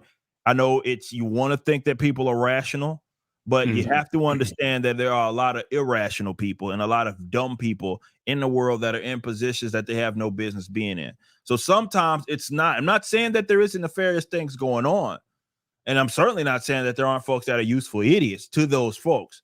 What I'm saying is oftentimes, because we're the rational people, we want the folks that consider us their ideological enemies, we want them to be, it's almost an act of projection, right? Because we're like, well, there's no way that you can be that stupid. So I have to believe that you are an incompetent. You're not an incompetent person. I have to believe that you're doing something nefarious, and there's some mastermind at play. When I'm not talking to you, Siri. That's why. Anyway, but that's like, on a serious note, sometimes it's just fucking dumb motherfuckers doing dumb motherfucker shit. There's no way around it. So it's a little bit of all of it. Yes, there's some people that want to hijack shit. And some people will flat out tell you that's what it is they want to do. Like Kevin Feige. Yeah, like Kevin Feige. So they'll tell you. But sometimes it's just that's dumb. And that's it. That's it. My answer to that question would be, Samuel, yes. True. For the Emperor with 4 months as hell just came from Gary's stream. Well, shout out Gary. I think it's Nooner was today. So shout out. Best name I can think of with a 5 says, you would think that all of the lesbians in spandex would bring in a bigger audience. Unfortunately, it doesn't work like that. No. Not for them. Avery Parker with a 5 said, hear me out. What trio of ladies with near identical powers that were the literal embodiment of the best women, sugar, spice, and everything nice? We all grew up on that. And that's the Powerpuff Girls. Yeah. So that it worked for them. It did. Albert Nada Retro with a Canadian 5 says, worlds may crumble, planet disintegrate, but a woman always remains a woman. But Captain Marvel still sucks. Says Albert Nada Retro. Yeah. Jason Static with a 5 says, my favorite part of Isom was when Yaira punched Isom and screamed, no one puts Yaira in the corner. I remember that scene. That was fun. Then they broke out and sung. Yeah, and danced too. Isom said, well, I've had the time of my life. And I owe it all to you, is what he said. I owe it all to you. Avery Parker with a 2 said, the X-Men is diverse, just not the right kind. Well, or mutants, certainly. Well, diversity of thought is you're not gonna get any of that shit there. Baked turkey with a 10. That's a scary one, isn't it, for them? Yeah. Congrats on the Alphacore release. Hey, where can I show off my Rippaverse merch? Post it wherever like you on social media. Show it off. We'll retweet it and show some love. Eric's hamsters are looking like cheesy 80s action stars. Enemies coming at them one at a time. Camera angles doing the heavy lifting. Bums. Says Hot Dice. The hamsters they've already shown themselves to be durable. They know what it is that we were doing. They were a great investment in import for this company. So Darrow with a 2 says favorite part of Isom was cosplay. Was cosplay thought vibe chick. You talking about when Isom saved the cosplaying chick, and the boy that was with her was like, the fuck deuces. Yeah, fuck him out of here. Yeah. Insomniac with a 10 says, what would you think about for future campaigns setting a certain type of special covers aside so that sets like you were just talking about don't become unavailable due to no cover selling out? Future campaign setting a certain amount of special covers aside so that. Well, I mean, I think it's from a collector. I know it's your stuff, but from a collector's point of view, you want. It's nice to have something that is on limited run. Yeah. I think with this one, definitely with the quantities, I think we've pretty much fucking nailed it. I really do. I think we nailed it. So I get it. Because certain people are like, well, I'm only gonna have this and that, but that's kind of part of this thing. That's our love to them, right? To people that they do want to collect, they do want to hold something valuable without it getting in the way. Like we don't do 75 fucking variant covers or anything, and we're very open with which one's going to be the mass print option. I think to me that's the best. That's the best way to kind of to do that. We try to get enough to like get people in, but we can't. It's nearly impossible to completely guess. So we try our best, man. We really do. We try our best. Trey Miller with a 20 says, I am having a problem purchasing on this campaign. The site keeps declining my card. Same card I used in the super chat. It did with me. Yeah, Trey. I know you had some issues as well. Can you, I would say, reach out to the help beacon if you use that on our website, riververse.com. Actually, I don't know if it'll show if I share it. I actually I have further on that story is I told you about I did it, my card was declined and I was using the big boy account, and then I did again, card was declined, and then I used another card and it went through. I got a text this morning because I hadn't used that other card because, like I said, it's the big boy account and I don't use that one. That's just meant to be for accruing. So I hadn't touched it since then. I got a text this morning from my bank saying your account is on hold due to potential fraudulent activity. Can you call us, please? No, your card has been blocked due to potential fraudulent activity. Can you call us? So I had to call the bank up, and they said, "Did you try to make these purchases to rip a universe?" Yes. I did. Yeah. I said, but now I've made them through a different card. So can you keep them as declined now? Yeah. So like, okay. It's only so much we can. I mean, definitely we use a pretty reputable processor. So I'm not exactly sure, but we can try to help you as best as we possibly can. If you click this button right here where it says get support at the bottom left on our website, be sure to go check that out. We'll see. Well, maybe we can help you, but we want obviously we want to make sure you can get the product it is that you want. So, my apologies for that, for sure. Okay, where am I at right here? Favorite part of Ice coming Young Sykes, excuse me, says is when he teamed up with Yusuke Urameshi, fucking to stop demons from coming into our world to take over. Shout out to you and Ass. Yeah, shout out to you, Yu Hakusho as well. Okay, we have Fleet's Cut with a 5. So my favorite part of Isom was when Silverback was defeated when the Scissor Sisters used their combination attack. That's deadly. It's deadly, man. It can be deadly, man. That can be deadly. Scissor Sisters. Vito Prashad with a 20 says, if you do a Riververse magazine, think you do like little shorts of adventures of Pigeon and Hamster. He doesn't have to be in his mutant form initially.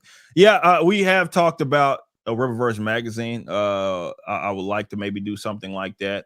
Definitely something that we can give our members. It's just a matter of figuring out what that looks like and all that. But I would, like, if I am to release a floppy, it would be something like that. It would be like a magazine that's informative, not just to put it out, It's informative. We can do like interviews. We can do show some previews to some interior upcoming work. We do all types of creative stuff. And if we want to tell a really short story, we could as well in some of those. So yeah, most definitely. We'll see. We'll see kind of what happens out of that. So so we got what else is on the horizon? Because I know we got the Marvels. I know you got Loki. I know you got we got Reacher season 2 coming. We didn't watch the trailer, but I did see it already. So which does look fun. Yeah, I'm looking forward to that. Other than that, I don't know. I think we like I said, in terms of junk, Echo dropping end of January. Okay. At some point in January.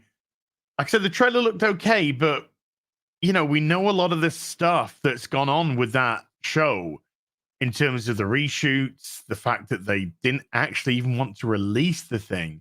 So that they've managed to get themselves a half decent trailer out of it. Admittedly, 75% of it was Kingpin.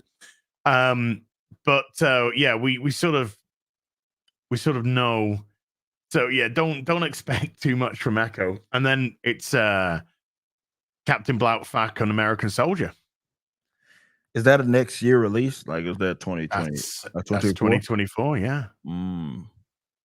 Aquaman 2 is coming out December 22nd now. Hasn't it been pushed back a couple of days? It was pushed back a couple more days, 21st or 22nd. That's going to be a bomb. Aquaman 2, it's just going to bomb. I don't see how that film makes any money at all. Well, definitely when you're telling the audience that that is don't matter. Yeah, it doesn't matter. It's pointless. So what incentive do you have to fucking go see that? Your one appeal is your connected universe, and we already know that Gunn and whoever is doing whatever the fuck they want. And so this is telling me that we don't have shit. That's such a. I don't understand. Well, I guess when I look at it, like, yeah, that makes sense why fucking Warner is fucking in the depth that they're in. I just don't get it.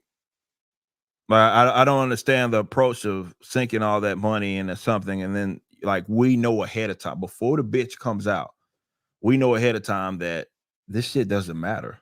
Yes, this is a fucking pointless movie. Ultimately, it's a pointless movie. Mismanagement at Warner is out of this world. Just I think as soon as they announced Gunn, and they announced that Cavill wasn't returning, even though he was just told that he was returning, that killed it all. From there, it was dead, because then nobody gave a shit about anything, and rightfully so. Why would you? Right. And it's been reflective in the box office with The Flash, and Shazam, and Blue Beetle, and that will continue with Aquaman. I would be very surprised if Aquaman did 300 to 350. They would be better off killing it now and taking a tax write-off.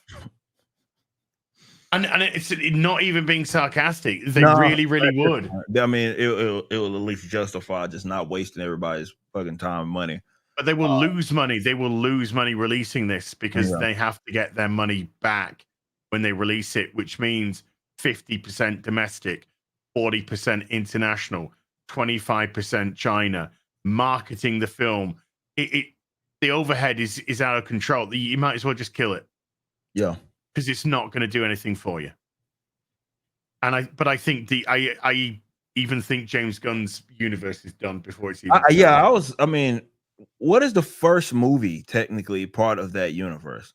The first movie is the Creature Commandos cartoon. That's the official first one, the Creature Commandos cartoon, which is on Max. Isn't it releasing on Max or something? So, yeah. Okay, so I don't think there's been any changes. I actually want to look at this real quick. Let me share this. This is old, but I do want to take a look while we're here. The first live action is Superman Legacy, which is then followed up by The Authority. The Authority. Not even Batman. The Authority. Yeah, that's it. I wonder who's producing this.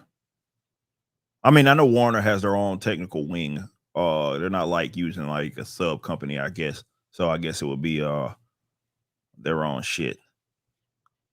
That's again interesting move. I just don't get it. Hey, we're gonna get stoked on this. Excuse me, I said Riververse stuff because no, that we're not. But we're gonna get stoked on this DC stuff.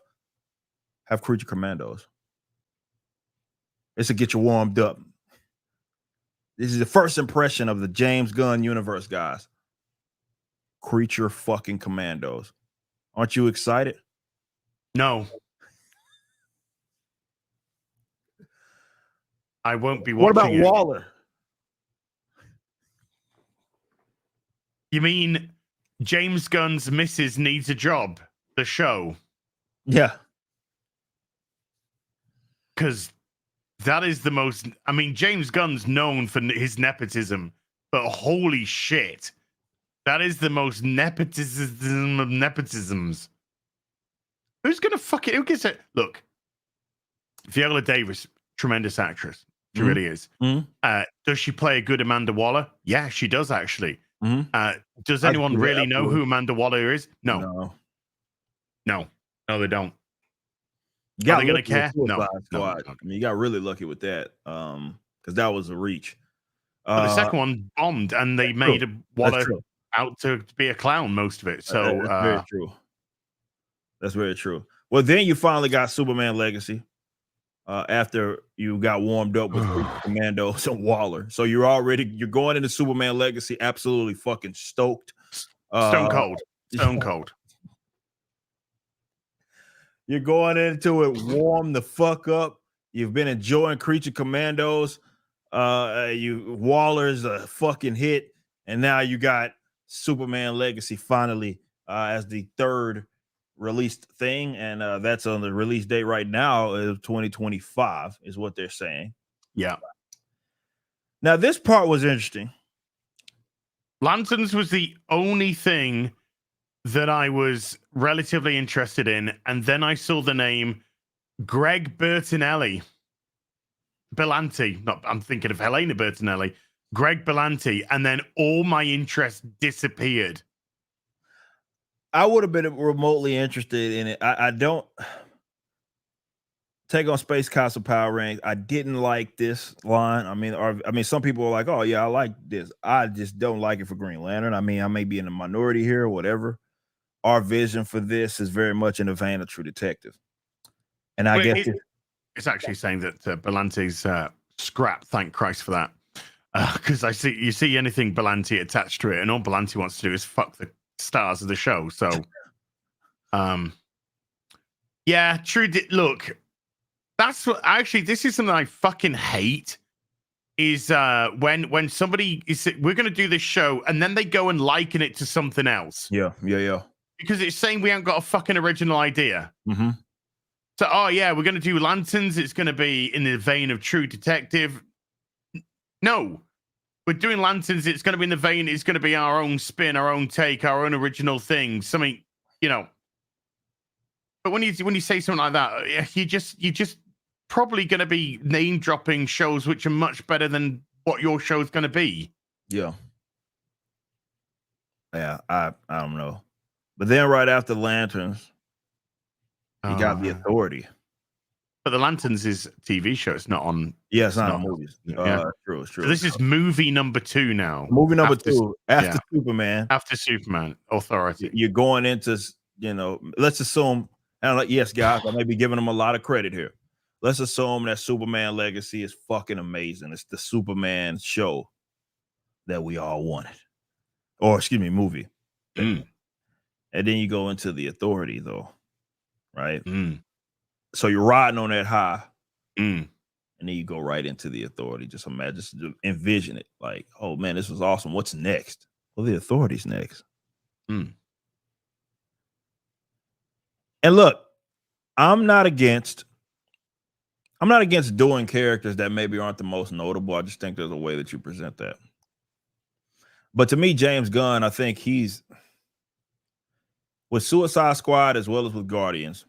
I think he's cocky enough, and if I'm wrong, I'm wrong. If I'm wrong, I'm wrong. I'm willing to be wrong on this. But I get the feeling that he's cocky enough to believe that I could turn any goddamn obscure character into a fucking hit. No normie's heard of the Authority. It's got, it's got a great pedigree in terms of who created it. Mark Millar wrote it as well. He wrote some of it as well. He didn't create it. He wrote some of it. So there's a good pedigree in terms of the actual quality of the body of work. But when you're presenting, and you have to present it to a normie in very base terms, you're presenting a sort of boys-esque parody, basically. Yeah, with gay Superman and Batman. True. And how's that going to go down with the mainstream audience?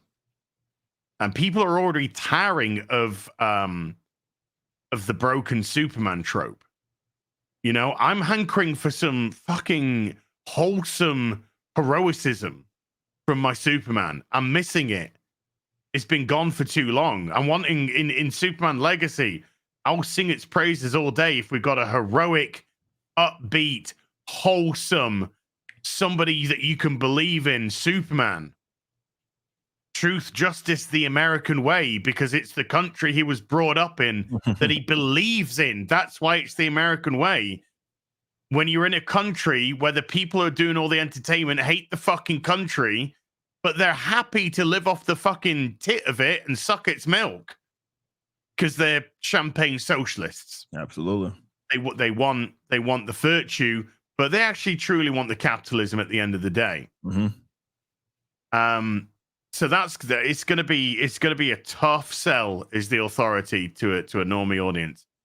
A tough sell. If it comes out on a budget of 100 million, it's maybe got a chance of doing a little profit.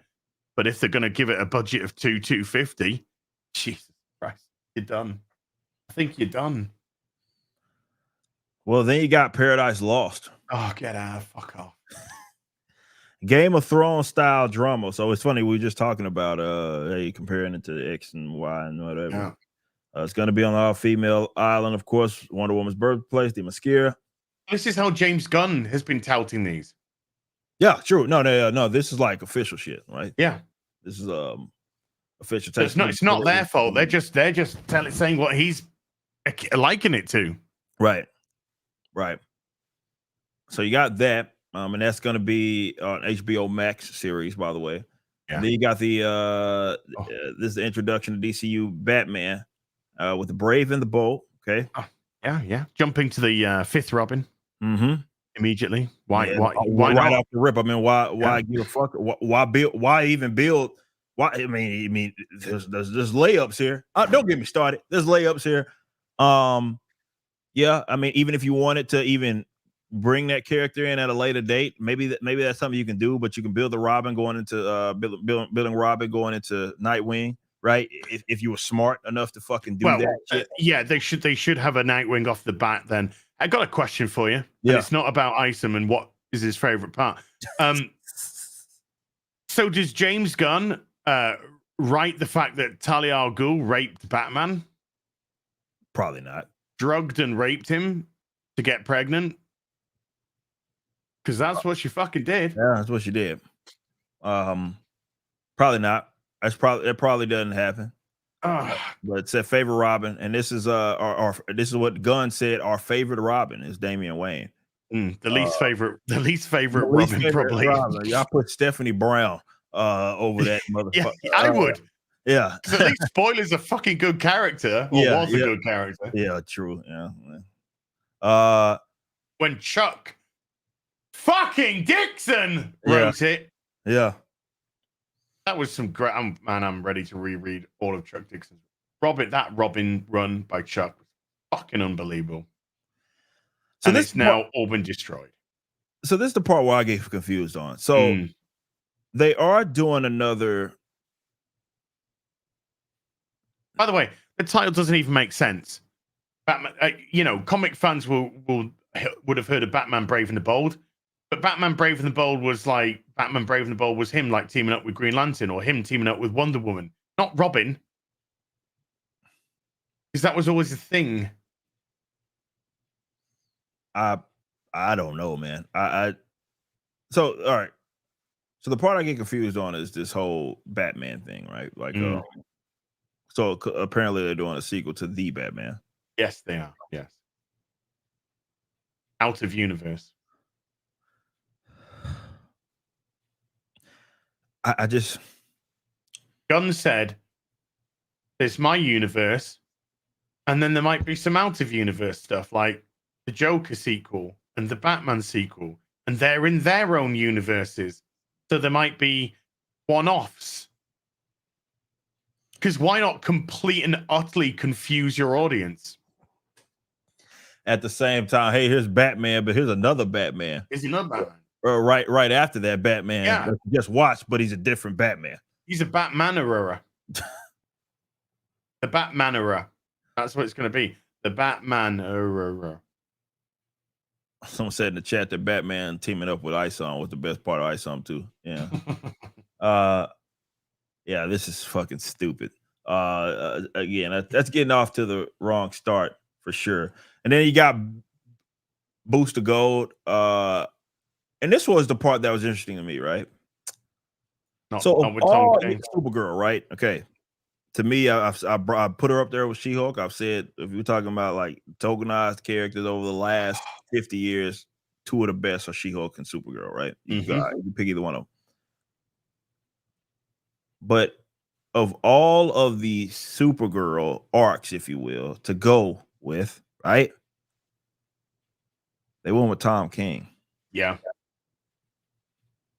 Who is well, let me say this. Tom King does represent everything wrong with modern writers. Yes. From the mindset on to what he's putting pen to pad. Yes. And his talent got exposed very early on. Started off strong on the Bat book. Real strong. Fell off a cliff. No. Literally. And everything since then is because I've obviously stopped. But his Heroes in Crisis was one of the worst things I've ever read in my life. We talked about that before. You're probably one of the few guys that can feel me on that.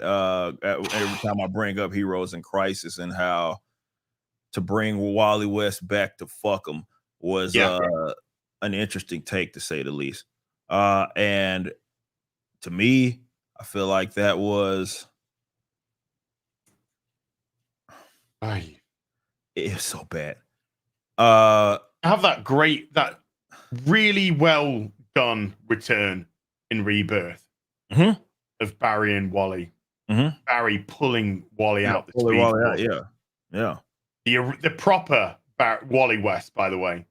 Yes. The ex-Flash Wally West, who took over from Barry after he burned himself out in Crisis on Infinite Earths. Who actually got a good run out of Mark Waid. Well, for a lot of us growing up, Wally was like he was the Flash, and He was the Flash. Yeah, he was the Flash. Barry was gone. He was dead. He was done in the mid-80s. And then Tom went, "Hey, wouldn't it be great if you just went around murdering people?" Because his fifis are hurt. Because of fucking, it might as well have been because fucking reasons. I mean, I don't quite understand the motivation. So. And it was just a weird fucking story, man. The whole like, hey, I'm gonna have these talking themselves through the therapy and shit. And I'm like, what the? No, wait, whoa. No, let's get this right. Batman created a therapy place for heroes and villains that anyone could turn up to, sit down, and talk about their feelings. And then like again, he wrote all that shit out. So you like, for those of you that didn't read it, he's sitting there, it's like fucking 12 panels on his page, and they're talking themselves through whatever shit that they're going through. And it's not like even one of those getting comics, right? It's not even Batman sits down. It's not even like it was a gimmick, right? It wasn't like it was like this very powerful moment where these guys are going through, like, that's not what it was. It was like, nah, Tom King was like, I'm gonna take every character it is that I can, right? Batman was talking about Robin's dying. Yeah. Which? It was Jason Todd's alive again. He's the fucking Red Hood. Yeah. So which Stephanie Brown? No, she never died. Yeah, it was. They're all alive, all of them. Barbara Gordon showing off her fucking Joker wound from 1989. That's been worked out. She's fucking walking. She's got a chip in her back. She walks. By the way, they ruined one of the best characters by putting her as Oracle. Was a great character. Oh, 100%. Absolutely. I mean, it was a New 52 when they finally made her. Well, no, let me backtrack. Actually, what happened before they fucked this whole ordeal up Funny story for you guys that wasn't keeping up with the comics. Like they were actually, if you read the Birds of Prey stuff, they were actually trying to build her, and it would have been cool if it had a payoff. But then you had New 52, where like she like I think it was a leg. I can't remember if it was toes or fingers or what it was, where she like slightly moved him, right? Yeah. And it was like a big deal when I remember when it happened. Big deal. And then it, we kind of went into the New 52, and it was like, oh well, she's just fucking walking again, and she's Batgirl again. And yeah, but either way, going back to your point, yeah, Heroes of Crisis is fucking terrible. And I don't know if it was actually Tom King in Crisis. And Tom King is in perpetual crisis. well, we know that much. But I feel like that was what it was. That's what it was. It was a perpetual crisis that he was going through, and he was just writing that in. And it was his therapy session, essentially, Yes. through the character. Because, and to me, that makes sense when you consider how, again, during the same time all this is happening, his Batman is falling off a fucking cliff. Like it was Mr. Miracle, depressed, fucking suicidal. Grim and fucked. It was Get some fucking therapy, fuck's sake. Fucking bell end. The CIA could have fucking paid for you to have something like decent fucking therapy. But that's basically what it was. It was legit panels of them. And again, it's not like it was. It's one thing for, okay, here's this book, and you got Wally going through some shit, and he's trying to talk himself through it or whatever. But no, they were taking all of these various characters that ended up fucking getting killed anyway. Then Harley Quinn had some weird fucking involvement. It was something. Now I'm starting to relive it, and I'm starting to get pissed because this is when I was like going to the comic book shop every Wednesday, buying this dog shit, and I was like, what the fuck am I reading, man? Wait, you have Superman, Wonder Woman, and Batman in a barn with Harley Quinn, and she takes them all out? That shit was trash, man. Do you know the biggest crime about Heroes in Crisis? Clayman's artwork was beautiful. Well, obviously, man, and that's how it unfortunately happens. Is not? It's you get phenomenal talent stuck on a book with some writer that has no business fucking being there. Yeah, I feel sorry for him. I do, because his artwork is I think his artwork is incredible. And they're like, fuck, man, I can only get this is what I gotta make them best of this is what the writer gave me. This is the tandem that DC or Marvel or whoever gave me. It was fucking terrible. And Andrew brings up a good point. Says Tom King gets paired with amazing artists, and that's how you. Yes, and by the way, Tom King is part of James Gunn's writing team. Oh yeah, that's a good point. Good point. Great point. I mean, it's not an accident that they're using his stuff for. Yeah, we got all these Supergirl runs, and yeah, let's go ahead and what we're going to focus on though is Tom King's. He's currently destroying Wonder Woman. Which that's what he does. Phenomenal art with phenomenal art attached. Phenomenal art on it, man. Oh fuck, man! Stick a Tom King in it and make it lame and depressing. Oh, that is DC Comics fucking 101. Okay, let me fly through some of these real quick. Okay, where am I at? Did I get to this one? No, yeah. I did get to that one. Got to that one. I got to that one about the Scissor Sisters. Fucking silly, man. This is the next one. Says the true vintage R&B fan says my favorite part of Isom was when Yaira went to Silverback and said, "Teach me how to Dougie." Yeah, that was a good one. Great Ghost with a 5 says it took me watching the Alphacore trailer 3 times before it clicked me. Static X really fell off. Says Great Ghost with a 5. Appreciate that 5. We got Jason Static with a 2 says yes to Riververse magazine. I think y'all would like that. Yeah, 100 SEK from Harry says Ribbon and Silverback. I have not seen this much brain power on screen together since Brainiac 5 and Reed Rich is dying with Professor X. And wow, a lot of brain power there. Love you guys, and certainly not talking about me. So to see the success of Isom, appreciate that. Thank you so much. We got Crit Nature with a 5. CHF says, Eric, any plans to reduce shipping costs to Europe in the future? Kind of expensive when you just bought a book and not everything every time. Look, well, again, I don't know when the last time you checked, and I don't know which part of Europe you're in as well. Switzerland. Well, yeah, you should for sure check our latest pricing. The shipping costs have been significantly reduced. Do not go off the shipping that you paid off of Isom 1 and especially Isom 2 and especially Isom 1. Go check it out. We've significantly decreased our shipping prices. So go check that out. Yeah, they were huge on Isom 1. Yeah, they were massive on Isom 1. And they were down a lot. Mm-hmm. Yeah. So go check it out if you haven't recently. We actually are putting out a video that kind of talks about that stuff. Headcase Laboratory with a 2 says, hope Silverback will be in the Rippaverse counts. We talked about some tasteful stuff about that. Aces of Chaos with a 5. When will we get to see the good and cover reveal? I don't know if it's going to be ready today. It actually might. I'm gonna get on that right after this stream. As far as because I got a gap between this stream. Me and Chuck are going to come back tonight. We're going to talk about some things. 797. Yeah, that's what you're on right now. 797. 797. Okay, 797. We are less than 3,000 away from 800K, y'all. That's nuts. We have failure, Eric. Yeah, it's a failure. $800,000 failure. Avery Park with a 5 says crazy thing is Stunning and Brave would actually be Stunning and Brave if they risk being Stunning and Brave by writing quality fucking stories. Well, that's not gonna happen. Diversity of thoughts not allowed. Superficiality allowed. Absolutely. Complexity not allowed. Not at all. 30 excuse me, from Vito Prashad with a gifted 5 memberships. Appreciate that and welcome all the new members there.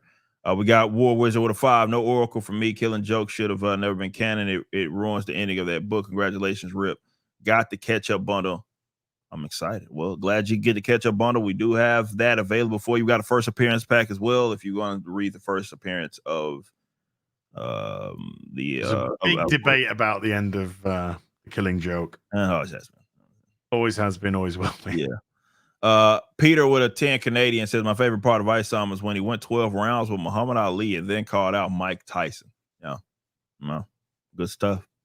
We got Raceland Marjorie with a 10 says Ty Thursday. I guess thank you for forcing me to order your books. Ordered Isom 2 and Alphacore. Hell yeah, haven't been excited to read something like I am for them when they arrive for a long time. Oh, so you're gonna have you get to chill whatever the night you just got off work.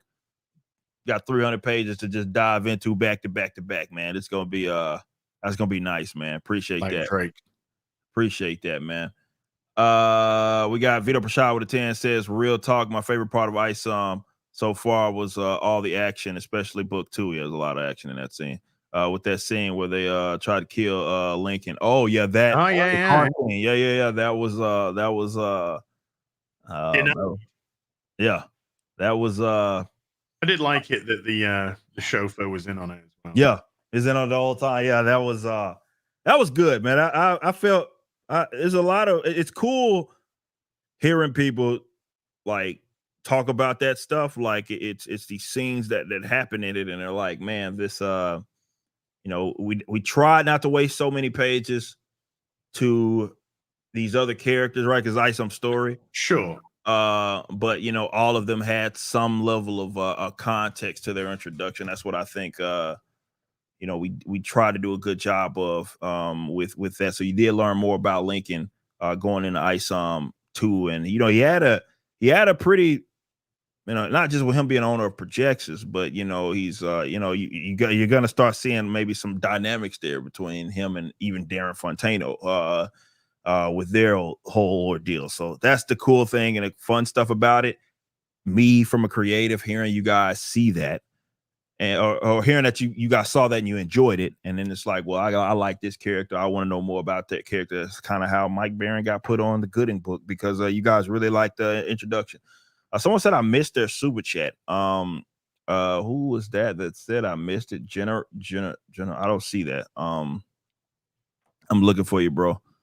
So unless Somebody's done a concept, by the way. I'm just going to share it with you. all right, let's look at this. What's your favorite? I think you should say, what's your favorite part? And then just arrows pointing at yeah. Isom. Okay. That's pretty Okay. decent idea, that. Okay. Decent I got idea. you. Yeah. I got you. Oh, okay. I got it. I appreciate that for sending this to me.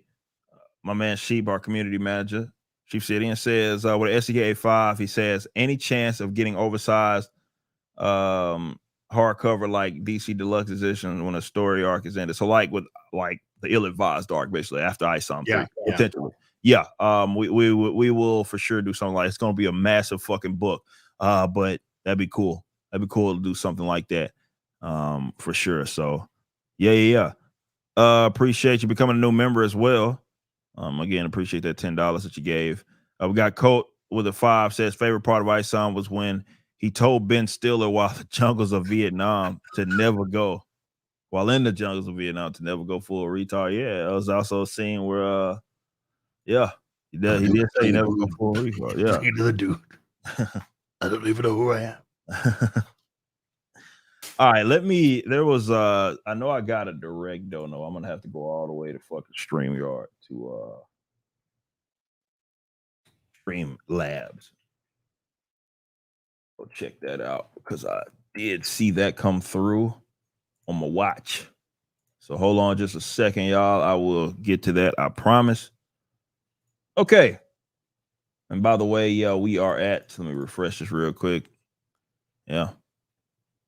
Not far away, guys, from 800K. And I'm gonna be on some promotional stuff after this. So where is that direct donation? Where did it go? Yeah. I don't have this pulled up when I'm usually on StreamYard, so that's my fault. No, it's all good. All right. I can't wait for a Tom King show where everyone kills himself.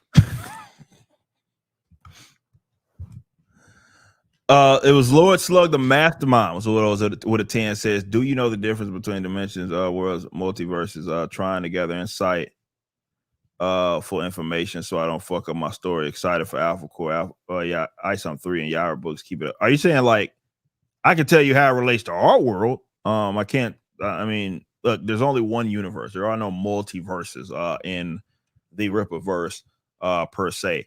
But if you read, I think that actually gives you some insight on how it impacts our universes. Go reread Isom 2 and the conversation when he first meets Bloodroot, and the conversation it is that they have, and they talk about like, she even explains it, right?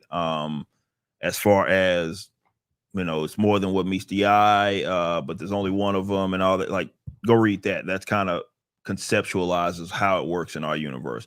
Now, when you use those terms for your stuff, I can't speak to that. But yeah, that's going to be on you to establish those rules, but at least have them. I mean, it's good that you're thinking about it, right? It's good that you're thinking about those, but there are no there's no other universe. There's the Rippaverse, and that's it. That's all that there is. There's only one of things that is that you see. DC and Marvel do it differently. Yeah. DC's Earth is slightly bigger than Marvel's Earth. Yeah. DC's multiverses are stacked on top of each other, aren't they? Yeah. So like all the worlds are sort of existing at the same point, but in different. Yeah.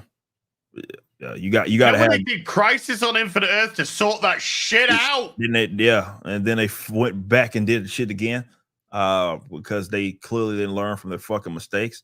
Don't get me started. Okay, so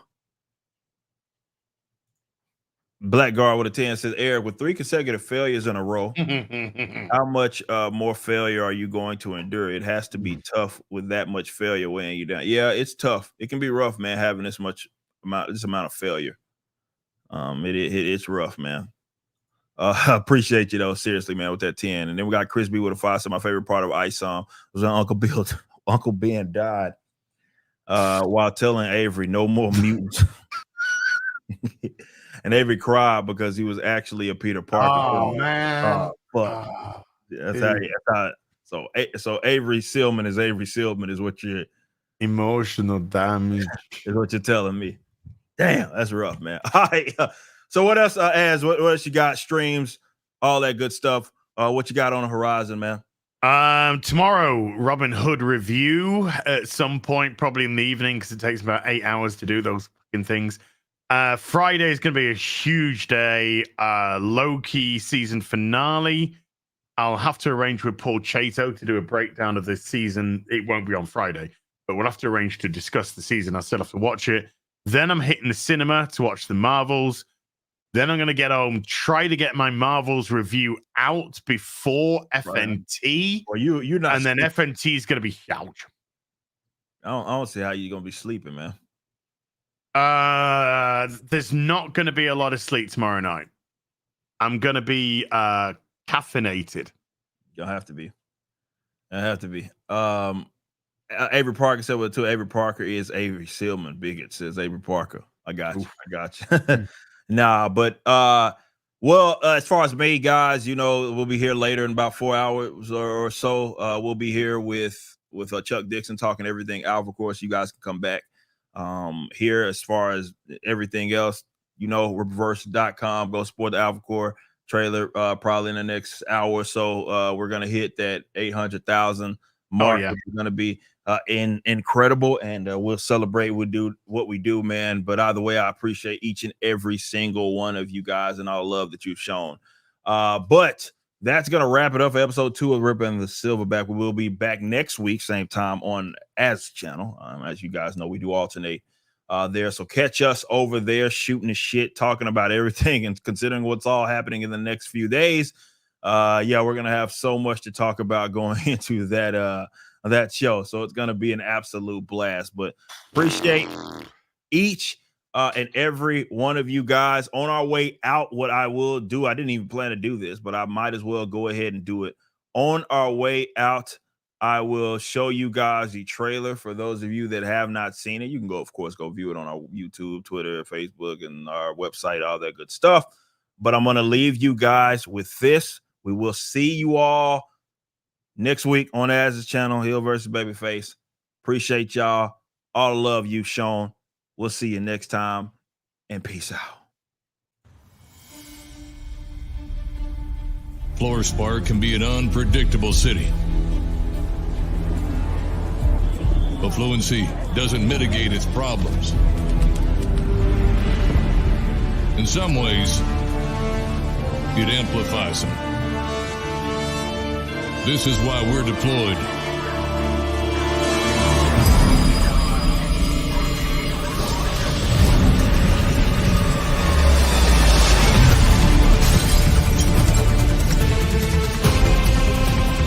But we've seen better days.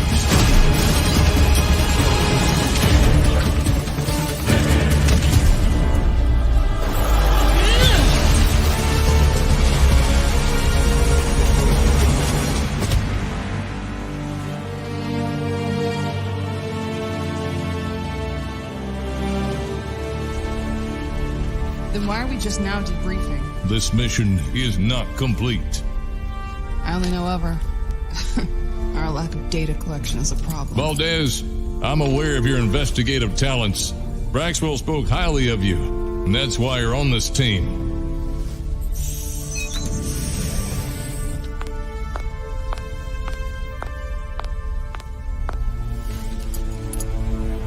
Local law enforcement handles itself very well. But there are those with abilities.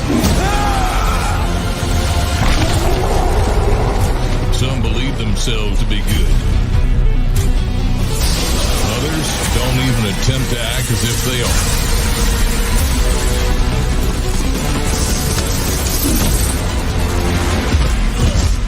Either way, we're involved.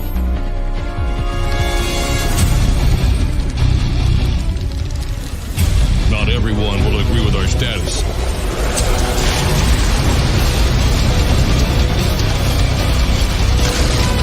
But that can be said for anything.